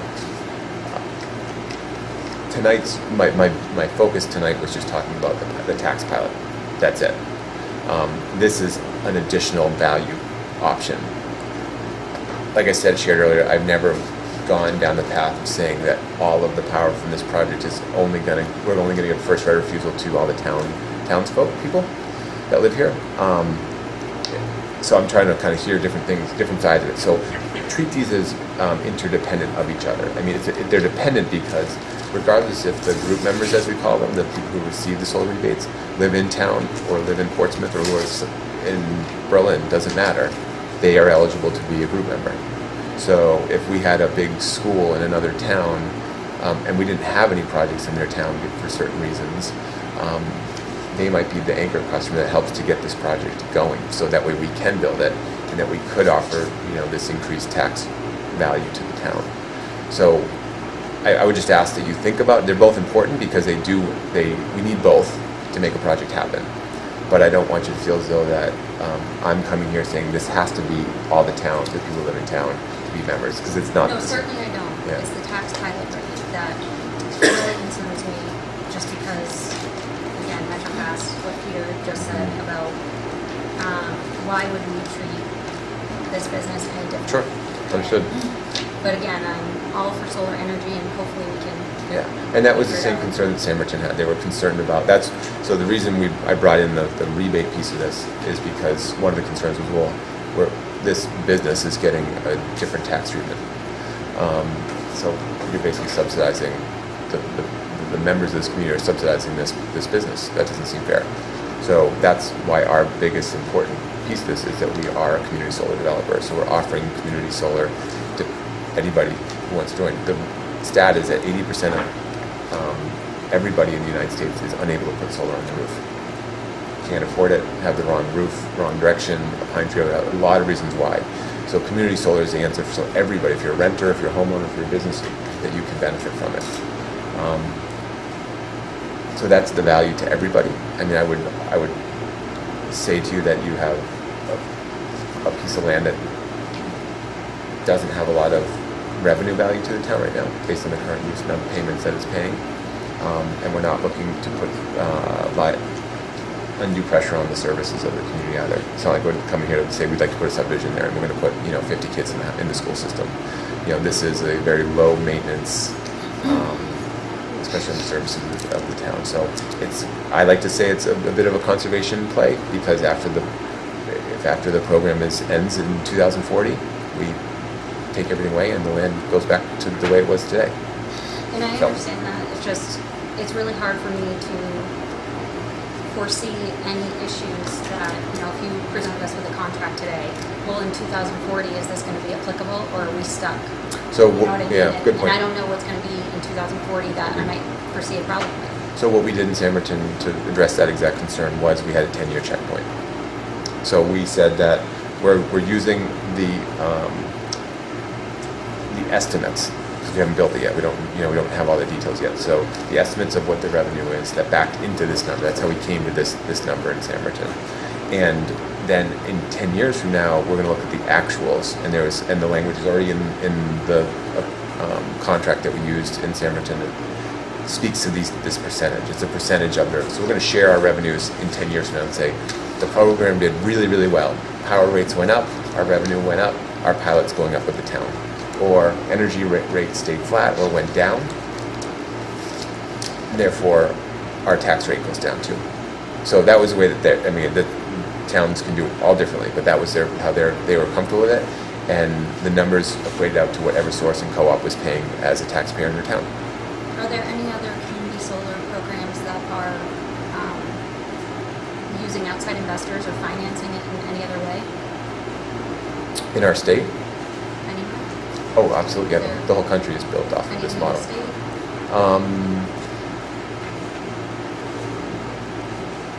The only other company that I'm aware of that I would say is doing this type of model is Revision Energy. So they're predominantly a residential, small business, now moving to a larger scale installer. So they did the project in Lee, New Hampshire, but their off-taker was just Durham. So they didn't offer it to the community members of Lee or Durham. So they're the closest one that has anything built. Most of the other solar in our state is specific to the user. So we are the larger, and we've done the most. We have the biggest. We built the biggest array. Milton is the largest project in the state. So there isn't a lot of competition, just because most people are working in Massachusetts or Vermont or Rhode Island or Connecticut or New York. So our rules just opened up a month and a half ago. And if you read anything in the news before that, our program was capped. It sat for almost a year. There was no space to do this. And the new rules were issued the end of June, and now there is space. Will there be more competition? Probably. I know there's some initiative at the state level to try to figure out how to come up with potentially a level number for how these things are taxed. Some communities have, like Allenstown, exempt all solar, both residential and commercial. I own a project in Allenstown we put one on their fire department, and they didn't want to spend the couple $100,000 to build it. So we built it, and we just sell them the power directly to the fire department. But there's no taxes on that because the whole town has been exempt of taxing on solar. So there's different ways of looking at it. Again, we're not looking for a free lunch, so to speak, and we're not looking for trying not to be overtaxed. We're trying to look for something that's fair. We feel is fair and equitable because we only have so much money that we can pay out to. We can give you more taxes, but then we can't give as much of a savings to the customers. It's simple income in and expenses out. So we try to be fair. We try to be consistent. Amongst our towns, some of our rates have been a little bit higher, but we had lower lease rates. Hillsborough, we have a project there. Their pilot was more than this, but the lease rate that we have in town was also much less than this as well. So we have so much money in the bucket, so to speak. So we just try to be as consistent and open as we can. This time we have some public here. Chuck, you have some questions, or? Yeah, a couple. Do you know what the current rate is that Eversource is paying for solar? 11.66. 11.6. The reason I'm asking that question is Sandwich, Gordon Craig has sold panels put on his clubhouse. And they were put on, he actually purchased the panels to put on. He was getting a federal tax rebate, he was getting a local tax rebate, and he said that what was being needed going out was paying him 2.3 cents per kilowatt hour. I'm telling you what I heard from him. Okay. Now, my thought was that if it's only something like 2.3 cents a kilowatt hour, by the time you try to spread those kinds of profits Yeah, around. you wouldn't have enough. Homeowner and businesses, that's. It would never work. Yeah, so that number is, so it follows the rate tariff of Eversource. Okay, well then my next question is this 10% rebate revenue sharing in lieu of you're getting a reduced tax rate as part of the package? I think that's what we were discussing here earlier, is that they're interdependent on each other, they're not. But you would not be giving it a 10% figure if the proper tax incentives were not provided to you on paying taxes on your facility or your equipment. Right, because if it was taxed at a higher level, then yeah, we wouldn't be a project at all. Now, as a single homeowner, regardless of where I live, and I happen to live very close to Sandersville, and since they don't apparently have any conditions that you have to be a local resident, can I not apply for a rebate from Sandersville or from Eversource, because I get my power from Eversource, so I can apply for that as well as possibly from Tilton. Sure. Yeah, it's as long as it's in the same utility load zone, yeah, you're fine. Okay? Answer my question. Sorry, did I see your hand go up? Anyone, Kathy? 20 year check.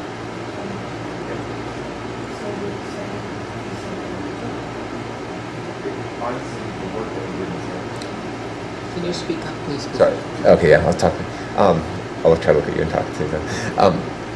The work that Samberton did for us in their process of reviewing it was extremely helpful, because it really does set a realistic process to tax it. You know, they were looking at us as if we were Eversource or Co-op, and how they came up with that number was consistent with how they come up with a number for Eversource and Co-op. And that was passed by the state, which was very helpful. The checkpoint at 10 years is fine. We have no problem with that, because we built it so that it's a percentage. We have a certain amount of that we can share by percentage of our revenue to taxation, and a percentage that can go to the savings, and a percentage that can go to the landowner, and the percentage that can go to just operating and maintaining it. So we want that to be almost to a revenue scenario where it's like, if the revenue goes up, our taxes go up, as they should. If we're a really good business, in that example, we should pay more. If the business is not doing so well, then it gets adjusted. But we had the 10-year, it is a 20-year agreement, because these are financed over 20 years. And the statute allows the Board of Selectmen to enter into this based on that consideration. If we were going to, this is going to be a short-term project, then it would be a short-term pilot. But the 10 years gives everybody involved the comfort, hopefully, that we're checking in and we'll make sure that it's fair for both sides. Yep, you basically come in and you say, here's where we're at, it's right where it should be, or it should be a little less, or it should be a little bit more, and then from that point forward, you just keep on moving at that new rate if it adjusted. Does anybody else have any questions, comments? Okay. All right. We'll pass this on to our assessor and work with her. Great. See what we can come up with, and have you back. Great. Thank you so much. I appreciate it. Thank you for Thanks, coming. everybody. Appreciate it. Come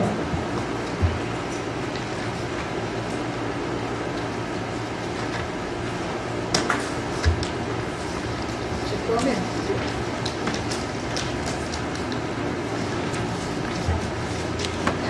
Thank you. No, Dari. Good night, Dari.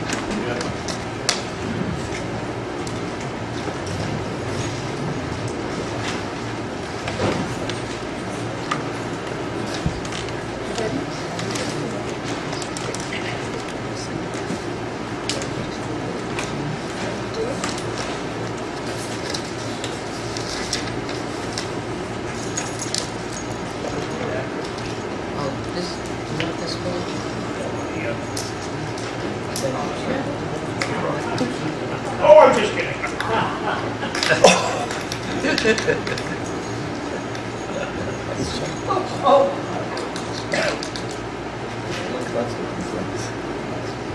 One more week. One more week. Nice one to say, John.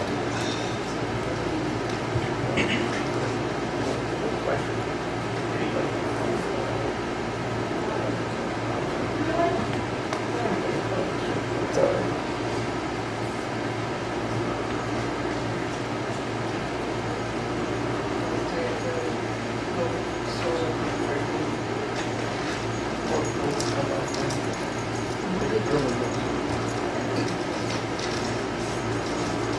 But you all the food is what is solar panels, they get up next to the fire, but they're not offensive. They're even sitting right there in the back. And no one sort of leaves. Yeah, I don't mind How many, that. how many, Chuck? How many panels does the flag do? The San Bruno project was like 83 or 88,000 panels. So divide by 5 and that's ours. Well, he said there was one panel for every, so many panels for every. He said it was something like 18,000 panels. Yeah.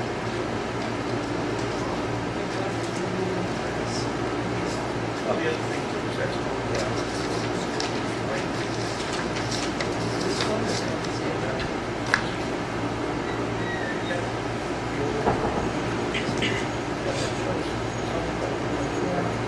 so that's the power line that goes back to now.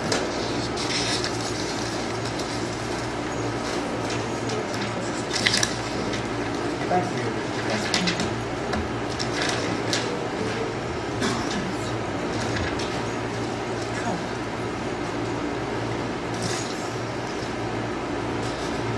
All right, we have you up here for 2 topics. So, guess we'll wait a few minutes for that. One is the parking sign, or I think it's no parking signs. And then the prosecutor's agreement request. Joyce, do you have a copy of the contract we have with the prosecutor with you?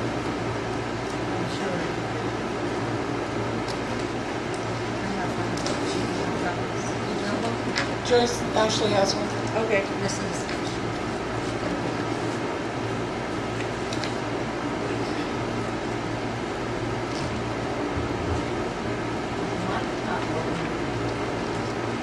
They don't, If They s- the volume's a little low. It wasn't working Tuesday night. It during seems your public like- hearing. I couldn't hear anything. so it seemed, you can hear me now, right? So for some reason, you have to be closer. Usually you can set them out to here. But now we have to be very close. So I'm gonna have to ask Tim to look at them.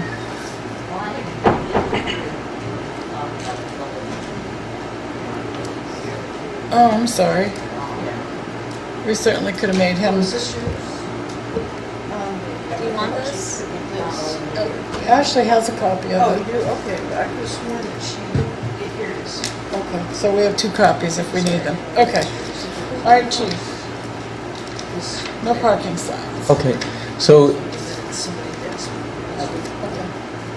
Okay. I'll first just give a little bit of background how it came to the police department. So on the 31st, Selectman Dawson contacted me to take a look at a couple of safety issues on a couple of roads in the village district.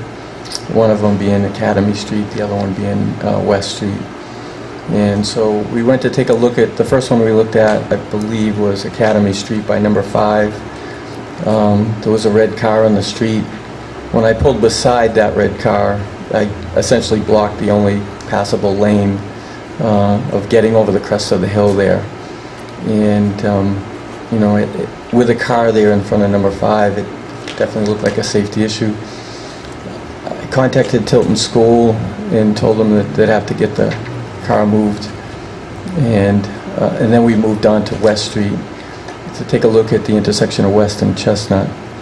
There, I guess the issue was that if there was vehicles parked in front of number 13, the trash truck wouldn't be able to either pick up the trash or get through there safely. I think part two of that problem, looking at it, is the trash truck would have to go way out into the middle of Chestnut to negotiate the curve if there was a vehicle there. And so I talked to one person who said that they had a head-on collision in front of number 5 Academy. And then I looked in the log, and in 2012, an employee of the water district had a near head-on collision there as well, so much that he was stood by and had an officer come down and meet him there, and it was for cars parked in the same spot.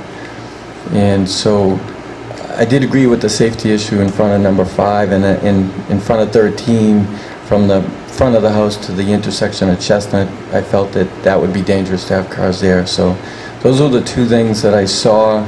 We talked about, what options we had. I said the crest of the hill, for me, as a police officer, is dangerous.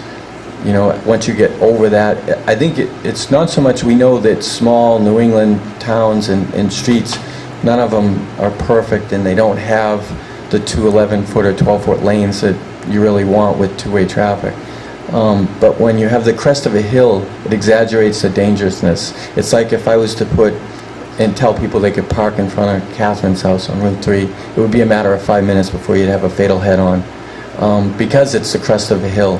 So the crest of a hill for us definitely makes a difference versus a flat, straight piece of roadway. With a flat, straight piece of roadway, people can see that oncoming traffic. So I said, I can't tag or tow anybody on the crest of the hill unless we post it. And as far as the issue down there at 13 West, I think same thing. We would have to post from the front of the house to Chestnut. And so I said I'll check with Highway, see if they have any leftover signs. If they do, I can take care of those two safety issues almost immediately. I talked to Brock. He was off that day. He said that he'd try to get someone over there next week. As it turned out, he had someone available that day, and they almost did it immediately. And so since then, I've spoken with both residents there and Tilton School. Obviously, there's concerns about tenant parking, and they don't want to lose their tenants. For a landlord, that's a nightmare to lose your tenants. And that's not our objective or goal. I just want to make sure people are safe. We went out there today, took some measurements. Brock and I both agree that on the crest of a hill there needs to be 2 safe lanes there. In front of number 5, you just don't have it. There's 20 feet from edge of pavement to edge of pavement. Once you get past that and start down the hill westbound, in front of 9 and 11, you start to get more space. One of the tenants relayed to me that several years ago they had pushed the wall back, and that created enough space. So Brock measured that out. We had 21 feet in front of 11 and 27 feet, or 21 feet in front of 9, 27 feet in front of 11. And so, I talked to the residents after that and told them that I think we could accommodate their tenants and still post the crest of the hill for no parking for safety. But obviously, I want to try and work with them. That's kind of what brought us to today. I'm trying to come up with a solution that works for both the tenants and to make sure we don't have a head-on collision there. I think once I've been made aware of that there's been 2 near head-ons there, one recently and one in 2012, it kind of puts an emphasis on me as a police chief to, if we do have one there, and I knew that it was a safety issue, I think it creates liability for us. Questions, anybody? I appreciate you taking care of safety issues right now. I think that's why you're here. I would still voice my objection to the board only makes the decisions on street signs. It's illegal for the chief to make that decision on his own. He should have come to the board and said, this is the issues we're having, and let the board make that decision. It is not up to the chief to post those signs under any conditions whatsoever, according to the New Hampshire Municipal Association and the RSAs. So we should be making those decisions based on your input. and based on the statistics and what's been happening and the safety issues, and working with residents in the area like we have in the past. The way it was done without any notice was, in my opinion, not an inappropriate way for us that we've done in the past. We've not ever done it that way, ever. And I think we should apologize to the residents for doing it that way. And I think that we ought to take a real serious look and not put something over the signs until we can take do the statistics like you do, put the trailer out there, see how many cars go by in the day, and look at the speed, and do a couple of weeks of West Street and a couple of weeks of Academy Street, and get the data that we need to back up your Decision. right. I agree with Ashley. Once you identified it as a safety issue, I commend you for going out there and making certain that no one was injured or killed, and not waiting for the Board of Selectmen to make a decision. I do wish there was some way we could have notified the residents ahead of time, but once you identified it as a safety issue, and you are the expert, as a selectman, I'm not, I think it had to be posted. There was no other thing you could do. Academy Street's been in existence for how many years? Well, And I've been a selectman for 9 years, and how many years have we been, I have not heard of near misses or accidents or anything else that's been brought before us to make a decision on that. So somebody brings a near miss to the chief, and suddenly now we need to post no parking from here to corner? I don't agree with that. We have near misses on Chestnut Street, we have near misses on Daniels Drive, we had a public hearing, over 100 people 3 years ago. We haven't done anything to rectify the situation there at all. And yet, boom, somebody said we had a near miss, and all of a sudden we've got signs posted. I just think that we're going about it an incorrect way. It's not fair. It's not fair to the residents You're either. welcome. Go, you got it, John, go. You can have it. No, you can. Okay. You two decide. Okay, so, question for the chief and the board, since it may have happened before my tenure. Let me find it, have we given authority to either the chief to create an ordinance, or do we have a bylaw regarding signage for roads in the town? Because when I read automobile parking controls, the city council shall have the authority to adopt such bylaws and ordinances as necessary. To me, we create it, then we let whatever department head is in charge handle that ordinance and do it. I agree, maybe this roll-up was poor. Back to the issue of streets and lanes, parking, whatever. Earlier this year, we got from a traffic engineer out of Concord, we've got a list. We measure the streets, we've got several different layouts. Then you decide, you want it two-way with sidewalk, you want it two-way with parking, you want it one-way with parking and sidewalk, because a lot of the interior streets are not built for two-way traffic and parking. If I'm out there on a sewer project, tearing up a road, I'm supposed to heavy detail, but we park cars in the stopping lanes all the time. our traffic ordinance 200, I went through it today. There's tons of amendments. It started in 1938. There are some changes that were made at the legislative level, at town meeting, some made by boards of selectmen, and I came away this afternoon thinking it's a contradiction of itself, but there is a statement in there that says the police are in charge of road safety.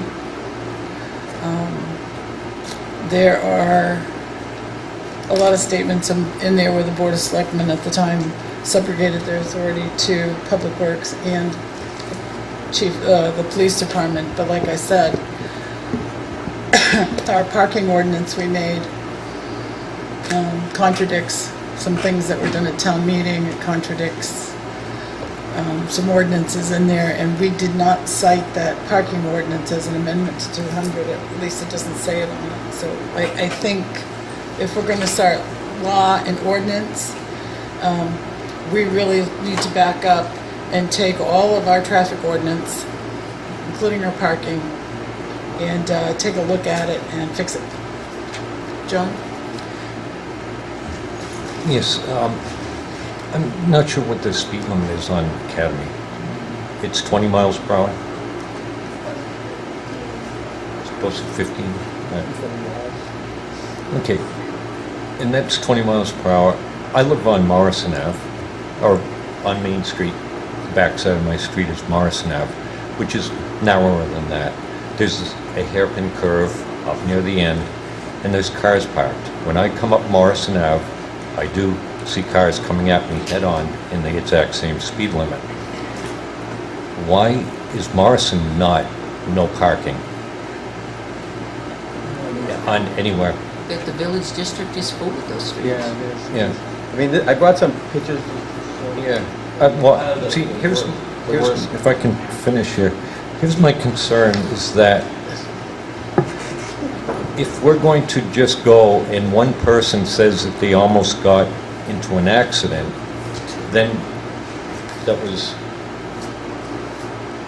this was brought on by a recent complaint. The other one was just determined it wasn't an issue.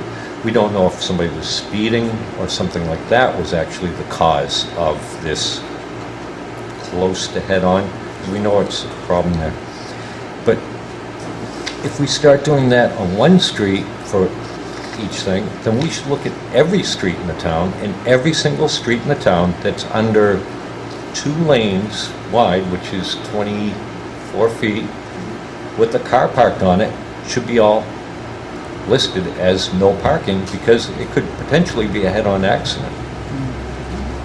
So I think that in cases like this, we do need to go and, as the RSA states, and bring it before the board. And presently we do have a traffic study that we're trying to get done here, and do that. The other part of this is with the emptying of the trash, that the truck can't make the corner, and that's always been that case. UPS truck, any truck making a corner on those streets has to swing wide. The school buses have to swing wide and all that. And I think that's something that our Tony Belanger should have brought to us for resolution. And that could have been solved.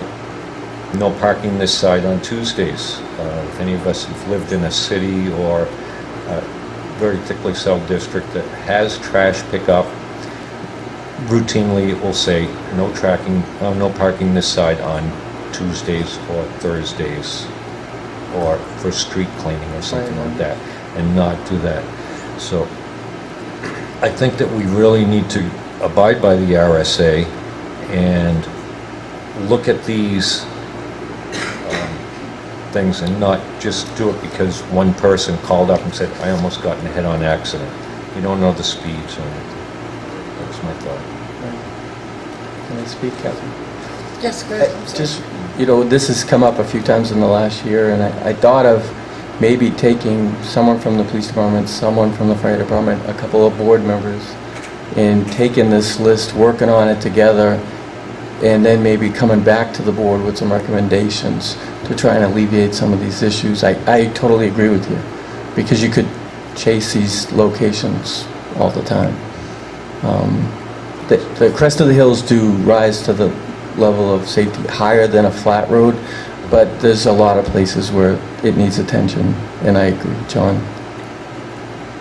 The problem here is that you have, in the village district, there are quite a number of apartments, and you have dwellings there that, would end up in extreme hardships for the landlords. You're not going to rent an apartment if you don't have parking. Yeah, it's just as absolutely. simple as that. And so if you're not going to rent the apartment, you're out. That's it. You have four apartments there, and back in those days when that house was built, when the 4 apartments were there, they were allowed to go on the street. Now you say, okay, it's only one side of the street parking. This is what was brought up at the public hearing. So now if we say no parking to the corner or one way or whatever we start to do, we're going to affect livelihoods of many people, and it's not just, and it's like going downtown and shutting down a business. That's what you're going to do essentially to some of these people. And, you know, and it's all well and good. We can go ahead and look at all of these different streets, but what about the people now that we've already done this to? We need to take a look back and figure out what we're going to do on Academy Street and West Street, which shouldn't have been done, but it was done. We need to correct that and go forward and do the study. That's my opinion. I think that we need to do that. What do we do on Come up with November it. 15th when the winter parking ban comes in effect and no one can park on the street until April 15th? How does that At a certain affect? time, Pardon? at a certain hours, Right, at night, just nighttime, overnight. overnight. Unless it's snowing during the day. So essentially, you can't park your car on the street Unless it's and go away emergency. and then Right. find out it's snowing during the day because your car is going to get towed. It's not just snowing, it's on emergency level. It's not Yeah, and just if it reaches emergency level, And then they we'll have to plow put it the out. roads, Yeah. and that's not necessarily an emergency, but when they have to plow the road, a car cannot be parked on the street. Right. Same with every single other street in That's this right, town. but I'm just pointing out that I don't understand why no parking on the street because of a safety issue is any different than us saying, technically, no right, parking on the street during a snow event or when they have to plow it. The landlord has to make accommodations for those tenants to park their cars off the street during those snow events. So if that can take place, in my mind, it's reasonable to suspect that if it's a safety issue and you've identified it as that, then those cars have a place to park off the street. So I don't see the hardship in the landlord bill. Does anyone else have any comment? So I see two issues here.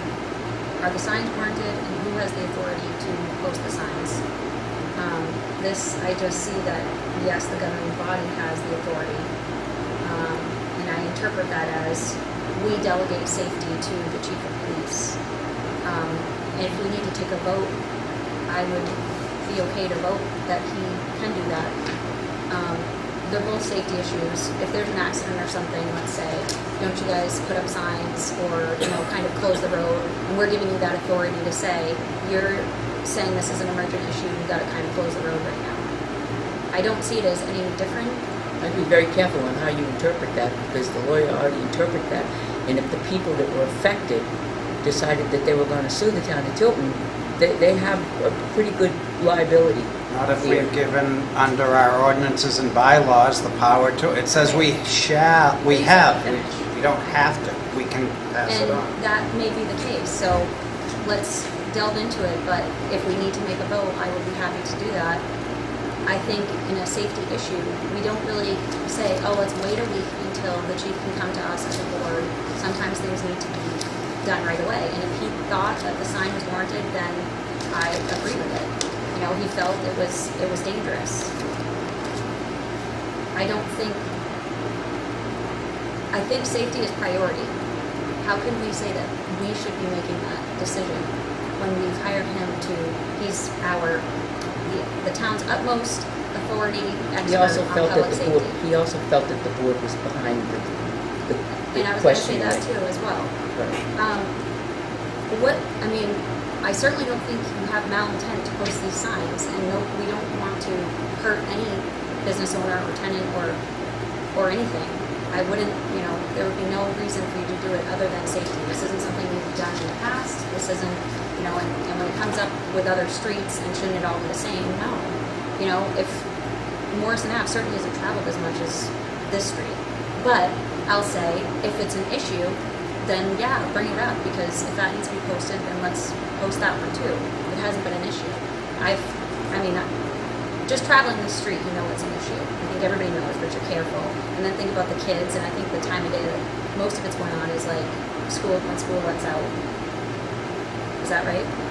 Yeah, I mean, the last complaint we had, and this was by the water district employee, was at like 3:20 in the afternoon.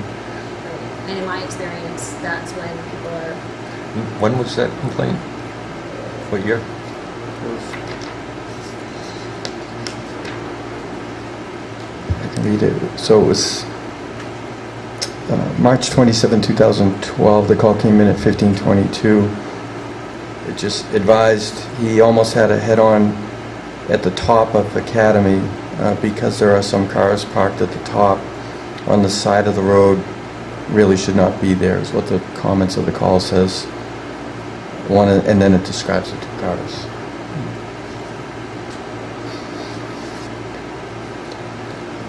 And the one in the call, the complaint that I gave you didn't go to the police department, it happened to come to me. And I So spoke with him. How many, yeah, you did, so what I'm saying is how many calls don't you get on any of the streets when those issues happen? I wouldn't have told you about my incident on West Street if I wasn't calling about the trash. Right. So, I mean, for me, you identified as a safety issue and you felt it was serious enough to post it. I'm not going to second guess you. Whether the state RSA gives the authority to the selectmen and whether or not the selectmen in 2007, I think was the last time I saw It was the board done signed properly. in the traffic 200 ordinance, which clearly gives the police department the right to determine safety over the highways, and it does say safety. According to the is attorney. not a concern right now. I do think we need to look at our traffic study. I do agree with Ashley that if we need to make it very clear that we're segregating that authority to the police, then we need to do that very clearly. There seems to be some people who don't translate it as though the statement's pretty clear. And I've spoken to the lawyer at So- New Hampshire Municipal, and I've gone through the entire scenario. And she very emphatically said, no, you cannot subrogate the authority to the police department. You can work with the chief. The only authority that he has over the streets and highways and whatever is traffic But it or says, parking it tickets. says may exercise, it doesn't say shall exercise. That's a big difference in legalese. so we Can I have ask some one more work to do. question? We're talking about more than one location, but we're grouping it all as one answer. We have a few different things we're discussing here. We're discussing turning down by the corner. We're discussing parking in front of Pat's house. And we're discussing parking in front of the crest of the hill. But we're treating the other two spots as if they are the ones that are on the crest of the hill where this occurrence happened. So if we're trying to make a decision, we shouldn't be including all three of these spots. We should only be including the one, which is where the problem is, at the crest of the hill. The other two may not be. Right, and that's why I went down there with Brock. He was actually off that day.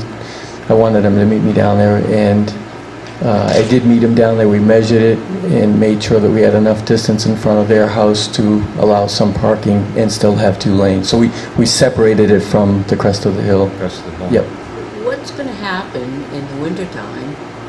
Who's going to be the one responsible to tell all of the different communities to come to slide down the Tilton Hill? Because they can't park there because they can't park from here to corner.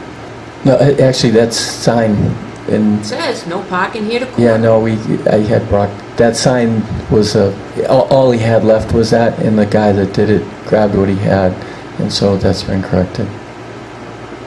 That here, the corner one. We have some public with us. Do you have any comments or questions you'd like to ask? Can you, Pat, could you identify yourself so the people listening?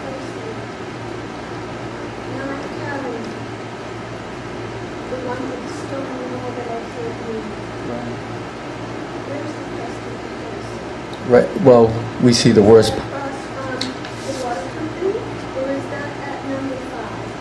No, we believe the crest is around number 5.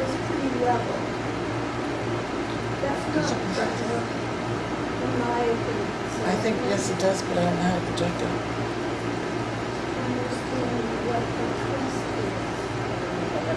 Tim's supposed to set that up.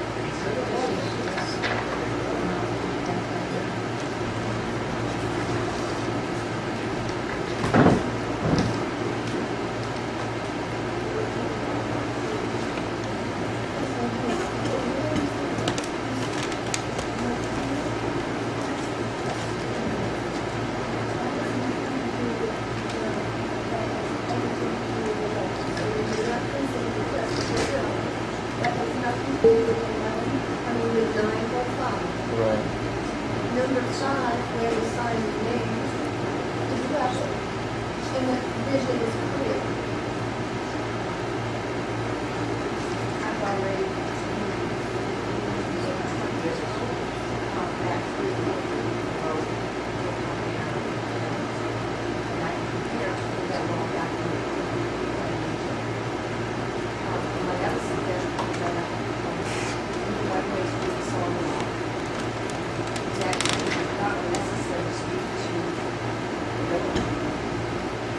Maybe the west. Would be nice to Yeah, I think actually Tim brought that up last week. That's been suggested before, Academy One. There's been a lot of suggestions in the village district that we haven't addressed. So we just need to sit down and address. That's one. I spoke with Dennis about it, and I thought it would be a good idea too, but I said we'd bring it tonight. What was that? Vicky. I spoke with her about the one-way option. She had mentioned that.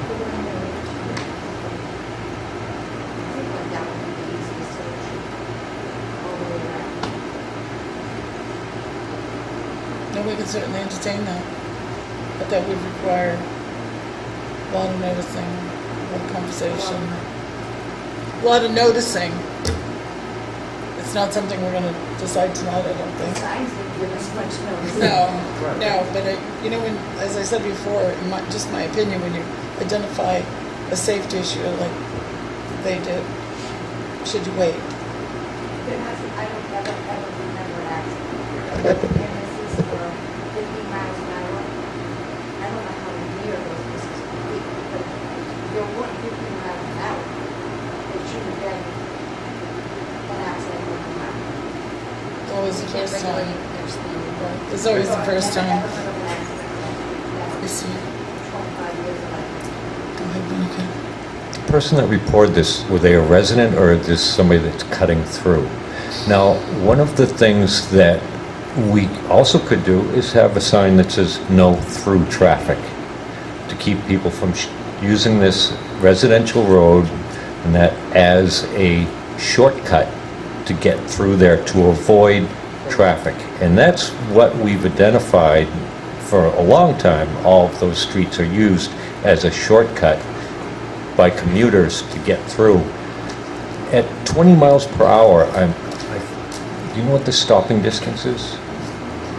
I don't know. I think it's 1 car length per every 10 miles per hour, 2 car lengths, so that would be Probably two for Two. 20. or 2 for 20, so that's 2 car lengths, so that's 20 feet. So the sight view, people should be able to be traveling at such a safe speed that if they did encounter a car on that side of the road, that they would go and do it. There's also an RSA that says if you come upon a parked car on the road, that you have to slow down and proceed with caution, as well as there's an RSA, in the same RSA, which governs going through toll booths and all that, also states that when you come to the crest of the hill, regardless of the speed limit, you must slow down and proceed with caution. So our actual problem seems more not with the residents who are bearing the burden of not being able to park in front of their houses, but it's with the people who cut through, that don't live there, that are using this as a quick way to avoid the center of town. And they're probably going faster than the speed limit, making it dangerous. So I think we have to use a lot of caution with how we're doing it, and that we're not prosecuting the residents as opposed to the people who are actually violating and going too fast, using cut-throughs, or not obeying RSAs, which mean you should use caution, just as if it's a UPS truck or anything parked out there. Well, we should set some time aside to discuss perhaps a better solution. One way would definitely give the residents on the street some parking, would it not? Yes. Well, what do we do in the meantime? Well, we had a vote on that last week, we voted to move the signs. We're doing a call for another vote to do that. Or do we move on? Thinking we've had time sheets? The only location that we identified, and I met Brock there, was number 5. So right now, as far as 9 and 11 goes, they're fine to park there. So it's just in front of number 5. That's the one that we both agreed is still dangerous. It's that spot right there. Spot right here. And so, Why are we putting up the no parking signs? Because the trash man can't get through. I mean, we I didn't think discussed that was why you put up the no parking signs. I thought it was because when we Here at the heard corner. we heard from Tim Pearson, he was one of them. on West Street. On West Street, Tim was Academy. Tim Pearson was Academies, that's what he Mhm. stated. on West Street, I relayed my experience on West Street because I missed it going up Prospect. Came down Chestnut and turned in and came face to face with a pickup truck in my lane because the cars were parked on his side that side of the street that he was coming down. So when I called about the trash, I also relayed that information, and they made the decision to put signs. Quite frankly, I didn't think you could park a car in the traveled way. I think we really need to reconsider the West Street. You know, I get that you come across, and there's many times in the village district that you'll turn the corner and you'll come across a parked car because the roads are very narrow and people are either there, you know, stopping home for lunch, and they park on the side of the road, they go in, come out, and go back to work. I mean, it's a natural occurrence in the village area, and it happens every single day. On my How street far do too. you have to be to park from a corner? Is Well- there a distance you have to be back from a corner to park? Because they're parking within 10 feet of that corner, which caused some of the problem. These are all things that should have all been discussed with us.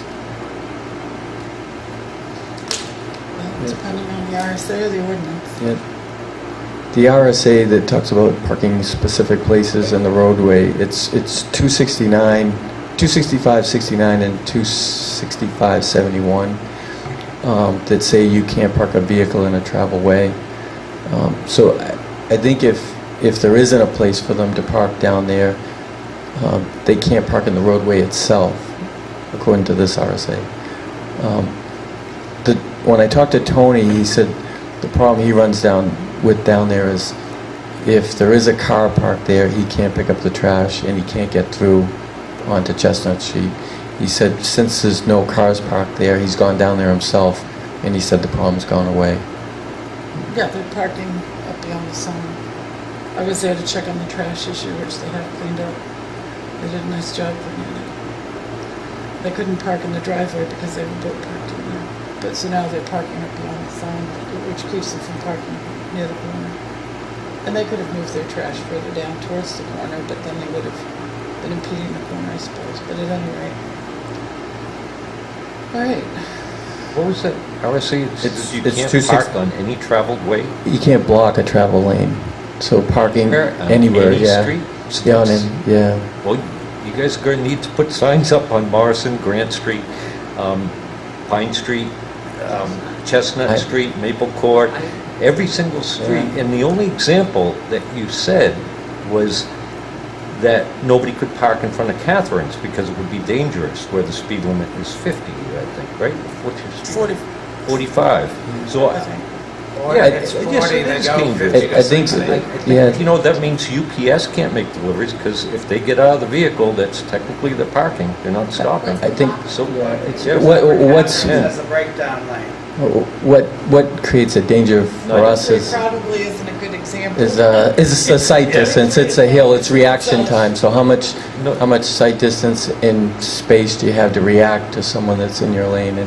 And so, you know, if it's a hill and you can't see on the other side of the hill and you're forced into the opposite lane of travel, that's what creates a danger for us. right. These people have lived in this village district for years and years and years and years. They grew up in this area. They know this area. Their children have been raised in this area. And now what you want to do is take away their ability to park in that area. And raise their children in that area. that's what you want to do, because you can't put a garbage can out on the side of the road, or you can't go to the crest of the hill because somebody had a near miss. Well, I can't tell you how many near misses we've had on Cedar Street. It's enforcement. I had a Jeep that rolled over on Morrison Ave, went off the side of the road, rolled over in Kate's yard, upside down, 5 years ago. Should we put guardrails in? We can't stop people from being stupid. And you know, it's a good So why is this board then said any utility working in a lane in this town needs either flaggers or detail? It's no different than a car park there. Same thing's gonna result. If I go around it and get hit, I'm at fault because I'm in my wrong lane. Contractors have to have traffic control. protection of people As a resident, and standing in the All road. right, well, let's move on. We know we've got a lot of work to do. We've got to look at our traffic 200 because it is It doesn't, contradicting I make a itself. motion that we remove the signs until we figure it out. I'll second that. Any more discussion on the motion on the table? All those in favor, please signify by saying aye. Aye. Opposed? Nay. Motion does not pass. I'd like to make a motion, we remove all the signs except for the one at the crest of the hill until we figure this out. Second. Any more discussion on the motion on the table? How you feel about that? The sign in front of number 5 is the one that I told Brock that is the most important. That's and that's the picture I showed you. The sign that was misprinted, he took that down here to the corner because it's in the middle. So that was just, the worker was just trying to be helpful, and that was the sign that was left. And so as long as that spot in front of number 5, which is the picture you have, is posted, then I think we're okay. So you think the others aren't? Right, and we took some measurements down there and feel comfortable that we're gonna be all right. Joyce, I'd like my no to be recorded as a part of record. Okay, but there was like a motion to remove one sign and then The first motion was to remove the signs. the signs. That was 2 no's, 3 yeses. I'd like those We have not voted recorded on as that. written, as There's 2 voted. yeses All right, and so 3 that's all the no's. signs, and What so did I say? No, you gave it as a passing. Oh, and thank you. 2 no's, and the no's were Pat and. There was 3 no's. I'm sorry, Peter corrected me. There was 3 no's. Peter, Ashley, and myself voted no. John and Pat voted yes. Please The make sure motion that that's did part of the not record. carry. Okay, Thank you. the motion was to remove all the signs. That's They were correct. placed 2 weeks ago. Okay, so 3 no's, Peter, Ashley, and Catherine.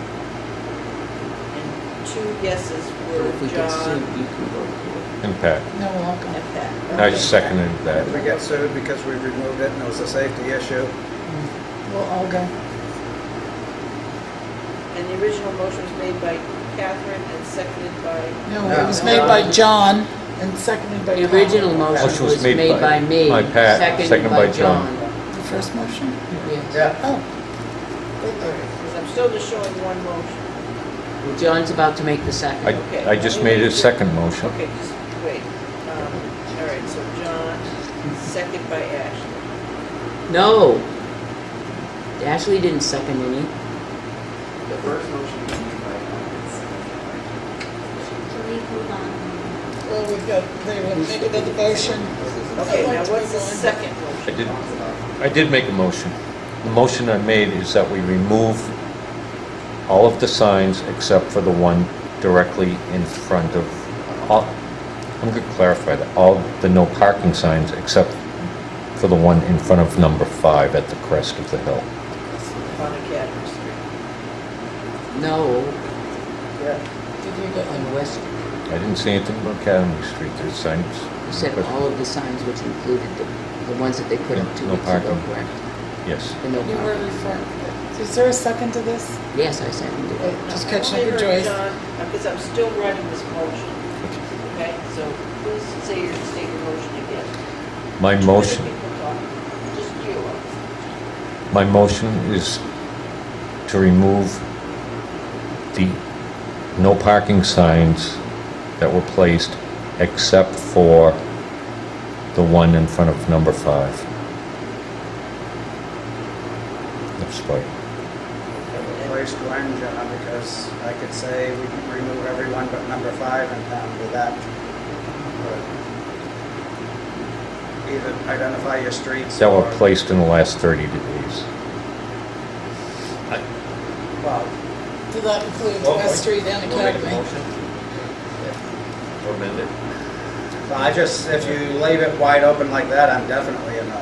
But if you narrow it down, then I can start to consider. On Academy and Change it, West. Because I haven't acknowledged hearing a second yet, so go right ahead. I seconded it already. I didn't have the motion written yet. Well, he had already said the motion and I seconded it. Okay, do you have the motion now? What I have is, motion by John, remove all the no parking signs that were placed within the last 30 days, except for the one in front of 105. And I that's haven't what heard that, is that what you wanted to say? We'll put on Academy Street and West Street. And that's That's the my- motion that Pat's seconding? Is that correct? That's correct. So discussion. So you are including the one that says keeps people from parking close to that intersection of West and Chestnut, Yes. which you identified as a safety issue. Okay, I just want to make that clear. So how close is the sign on West Street to the intersection? It's probably 2 car lengths. And does that one say no park? That one That's says here no to parking corner. here to corner. That prevents cars from blocking And the it. statute was how far, Chief, for I intersections? think it's 15 feet. I'm gonna give that to you. One second.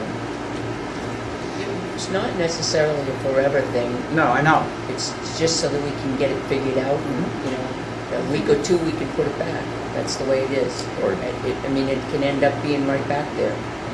I think the sign should be more clearly identifying it as to trash day or That's something 15. like that, because like I said, UPS trucks have been making that corner for years and years and never had a problem, or delivery trucks of any other type. I think the safety issue is a safety issue. Or a wing plow. All right, we have a motion on the table. Does everybody understand the motion that's currently on the table? No. Nope, they're good. All those in favor of the motion on the table, please signify by saying aye. Aye. Aye. Opposed?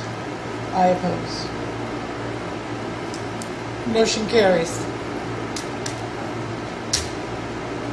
Can we, You can enforce West Street by the statute of not blocking the roadway. Okay? I think it's in our safe, so many feet from the corner. 15. 15 feet. can we ask the Public Works Director to start measuring the widths of all the streets, especially in the downtown area, so that when we get ready, we have some data, and then we can use the Steve Bernard information for laying out traffic? I just want him to confirm from the old spreadsheet that Dennis started that it is accurate. Pernod, Pernod. Well, he did some of them, but did he get over to Academy? I don't think he hit Academy. We got like the tree area, I think. I think it's over. So I think you just did. some of those other All of streets that are in question, Morrison too, just some That's a I good think Steve, measuring some widths, because I'm not here sure you've he got did. your layout for Grant different Street. ways of Every running single your street in traffic town. with widths. I think he got to all of the, I don't think he got to Academy, I don't remember that. That's why if we Did can, get to the others. yeah, if we can get Brock to do some of the ones that are missing. And we can back him up with what Pernod Yeah. has. Because I don't think Brock could find what Dennis will. Would it be appropriate to ask Tony to respond to what street? I mean, he's brought every other problem he's had before us. Every time he's had a problem, even with somebody putting a trash can on the wrong side of the road, for him to be the one to tell us where he's having problems, not for us to predict where he might have a problem. Bring them to you.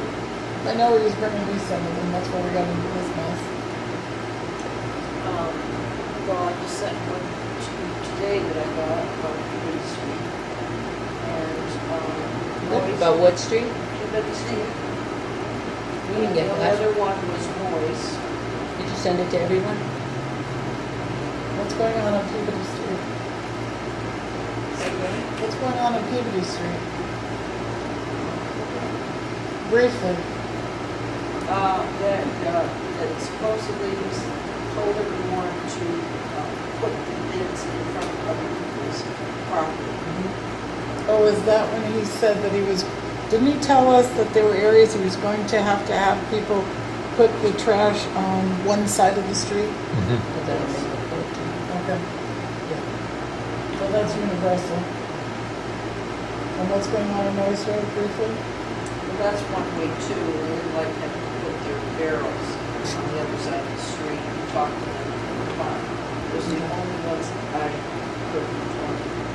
But in response to here, just so you know, Tony's on vacation this week, so we wouldn't get into it. But- So if issues like that come up, can we all get addressed on those issues so that we can be apprised of it? I did. I don't see. I saw, Did you see it? I saw the one with putting them on the opposite side of the street, but I have never seen a single one where he said he had access problems getting in the road. No, this is the first time that I heard one. I said, this is the first time I've heard of this. And I sent it to Tony, and he sent a response.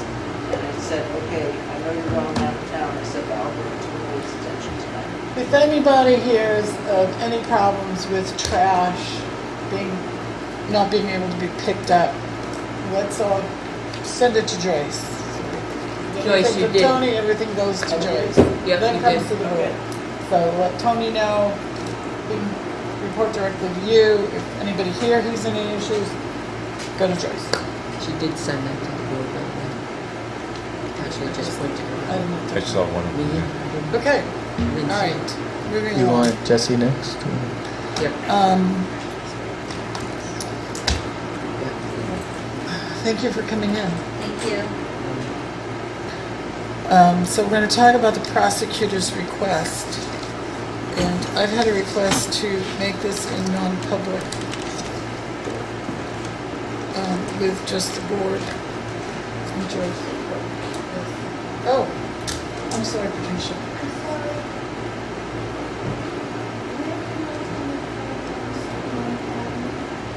Right in front of your house, where the wall is, right there. You're welcome. You're welcome, Patricia. Have a nice night.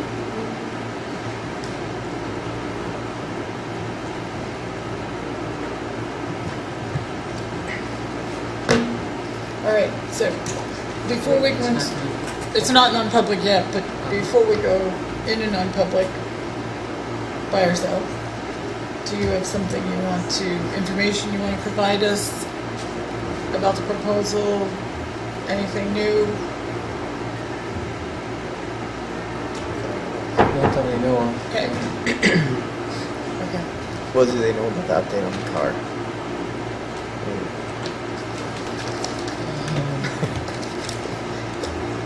Well, I think it might be part of a non-public discussion. Do you want to take a minute and discuss something? Oh, no. I got a table up there. Yeah, no. Okay. I think we're good. We're ready.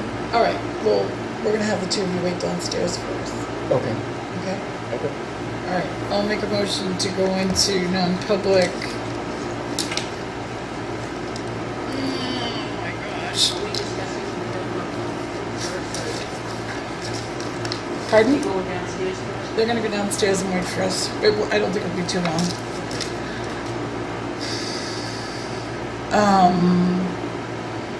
I'm gonna go with number A, dismissal, promotion, or compensation of any public employee. Second. All those in favor, roll call vote, please. Bog, Aye. yes. Constantino, yes. Dawson, yes. Scanlon, yes. All right, I was thinking about the A motion to seal the minutes this week. Pertains to personnel permanent. Second. Bog, yes. And John, yes. Constantino, yes. Dawson, yes. Scanlon, yes. Just trying to move it along, Madam Chair. Thank you. Okay, so let's think about getting this committee formed and not waiting for them. We can choose the site anytime. That committee's got a lot of work to do to get us a price for town meeting. Joyce, can you contact the people on the list, find out who is still available, still willing to serve? We can go over the list, Should we, Chip's got some names as well, okay. should we kind of tentatively, by talking to these people, come up with a date that they can all meet together, or Friday, Thursday, whatever? Try to come up with a day and time that works for everybody, get that all handled and done for next week's meeting. Does that sound like a plan? All right, Patty, you're gonna accept the donation. Yes, we make a motion to accept the donation of $100 to the Tilton Senior Center. Second. Any discussion? All those in favor? No, go ahead. It's from Laney and Cindy Clark. Just like the record to show where it came from if they don't mind being recorded. It's Very in, good. right. Okay. All those in favor of the motion on the table, please signify by saying aye. Aye. Aye. Aye. Opposed? Abstentions? Motion carries. I have two things that, Up to Vicky Virgin. Is that one of them? no, Three things apparently. three things, sorry. One more thing. Vicky Virgin, I'm having trouble with my Saturdays, so I have the September 23rd or October 14th. I cannot do the 7th. The 14th works for me. We do an annual food drive at Market Basket in memory of Vicky Virgin, who served as a selectman who passed away 7 years ago, and she created the food pantry at the Congregational Church, so we filled the food pantry here in the Catholic Church as well. 14th. October 14th? 14th work for everybody? I'm working. October I don't 14th. work like any Saturdays except for, well, I worked one the other day, but don't usually. All right, we'll have Gail send it to Market Basket and see if that date's available. Okay, very quickly. Do we do the homework too? Yes, we do.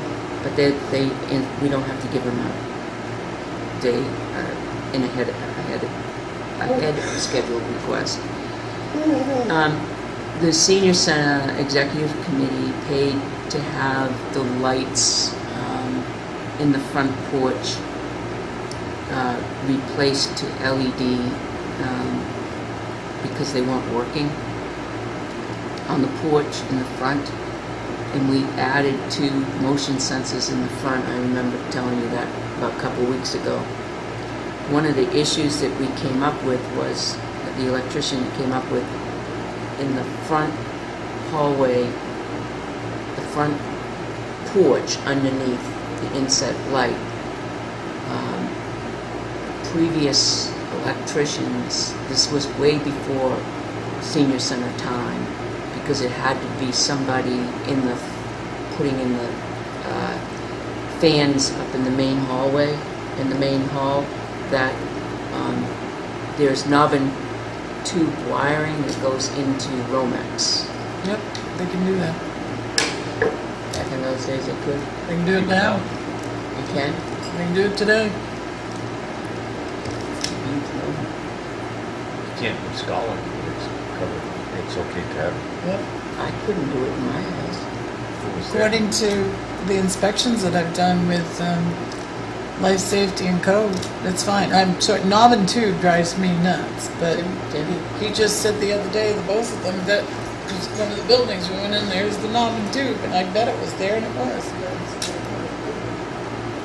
Huh?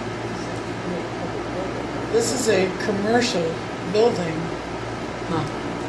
not a private residence, and they can, he said that right there, they can still splice into it, they don't have to take it out, hook right in. I had to rip my whole house apart, $12,000 to have it rewired because I had knob and tube. Who told you to do that? Okay.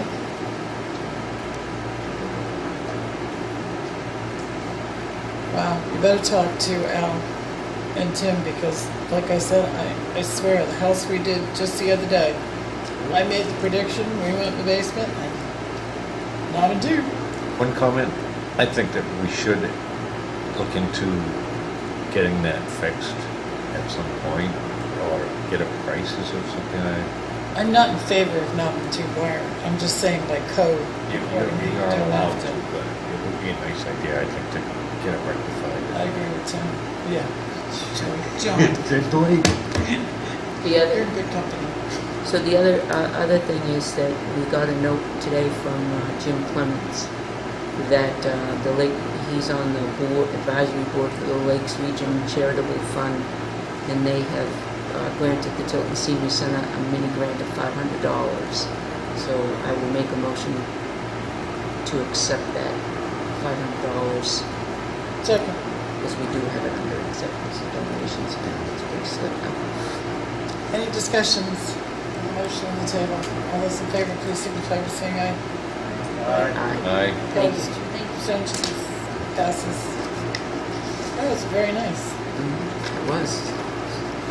And we don't need a motion for the table. So that's So, it. We're the just- electrical, I'm sorry we interrupted you. Did you suggest we replace the knob? Well, he did suggest that we replace it, but there's, he'd like to put in a single switch, because what happened was, on the stage, once he did the hallway and the switch, the separate switch for the motion sensors, the Wednesday night music group turned the lights on, because it's a whole bay of switches. So Emily just turned on all the switches, and the stage one kind of sparked and burst. So he went up today and looked at it. So he went up in the attic and looked at it, and that's how we found out it was on the tube and. Carrying a lot more voltage amperage So than we have lots of to supposed fix, we have to make sure that it's fixed for that light over the staging. That's the reason. Somebody mixed the neutral and the ground. The neutral is, he said the neutral was turned around. Yeah. That's what he just said. So Turned he's not gonna around. address it. We'll address it. Okay. Does anyone know when Winter Street will be complete? Because we have to really start thinking about, 2040. Should be before heavy frost. We've got a water line running on the ground. They're gonna have to have that done. it's mostly buried now. No, No, just at the just- just driveways, it's on lawns, and then when you come to a driveway entrance, they just Just put enough barely. so that they've got a little bit of cover over it, and that's, it's not even 6 inches deep. So Should we DOT is spearheading that, right? Mhm. The whole project. Penny's doing the water line, I believe. Joyce, can you get in touch with DOT and see what's going on with the project? We should probably start and ask Brock to try to get an estimate to replace the sidewalk, because that would be a good project after that road is complete. Well, We never really did give him a final. Isn't that on estimate. Oh, his right thing? now, The drainage, It's on his. Water. all They're the gonna drainage redo it after. is fixed. drainage and utilities and down. That's his Industry, I don't think it's on here. Yeah. But right now, I think, Resurfacing the sidewalks that run from winter to high. Those will maybe. the Winter Street project, should the It's Joyce Main be Street. calling the water company right now? Because Kenny Partridge, I think, is contracted with water. That's what- The Winter Street project is Kenny Partridge and the water district, not DOT. No, DOT is doing all of the drainage, Right. because I had to go around them the other day. DOT is, Steve Huckins is, But they- Kenny's coming, following behind with with water. the water, right, Right. and he's all the way up to, My house. But they're doing it. It's on the because of other way DOT's now. project. Oh, they were in front of my house all day, replacing the hydrant. So you can find out where that project is with DOT. they've done the drainage already, See the what- drainage, but now the water is being buried now. That's the issue. Find out Well, what find out project's what their out. construction schedule is, they should be able to tell us that. Any more? We really need to think about We done? the sidewalk. Anybody else? No. Motion to adjourn. Second, aye. Aye. Oh, did everything Did everything get signed? John is asking. Your pile was there, that's, I'll come back to this. I'm gonna go play with the rocks.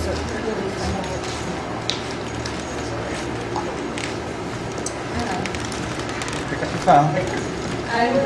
Oh, yeah. I didn't want to bury it. Is it yours? Oh, no, I gave mine back to Tim, so whatever Tim Probably, did. yeah. So that's it, okay, yeah, I want to keep the Oh, I don't I know. just Never sit used back it. there and do all my stuff from there and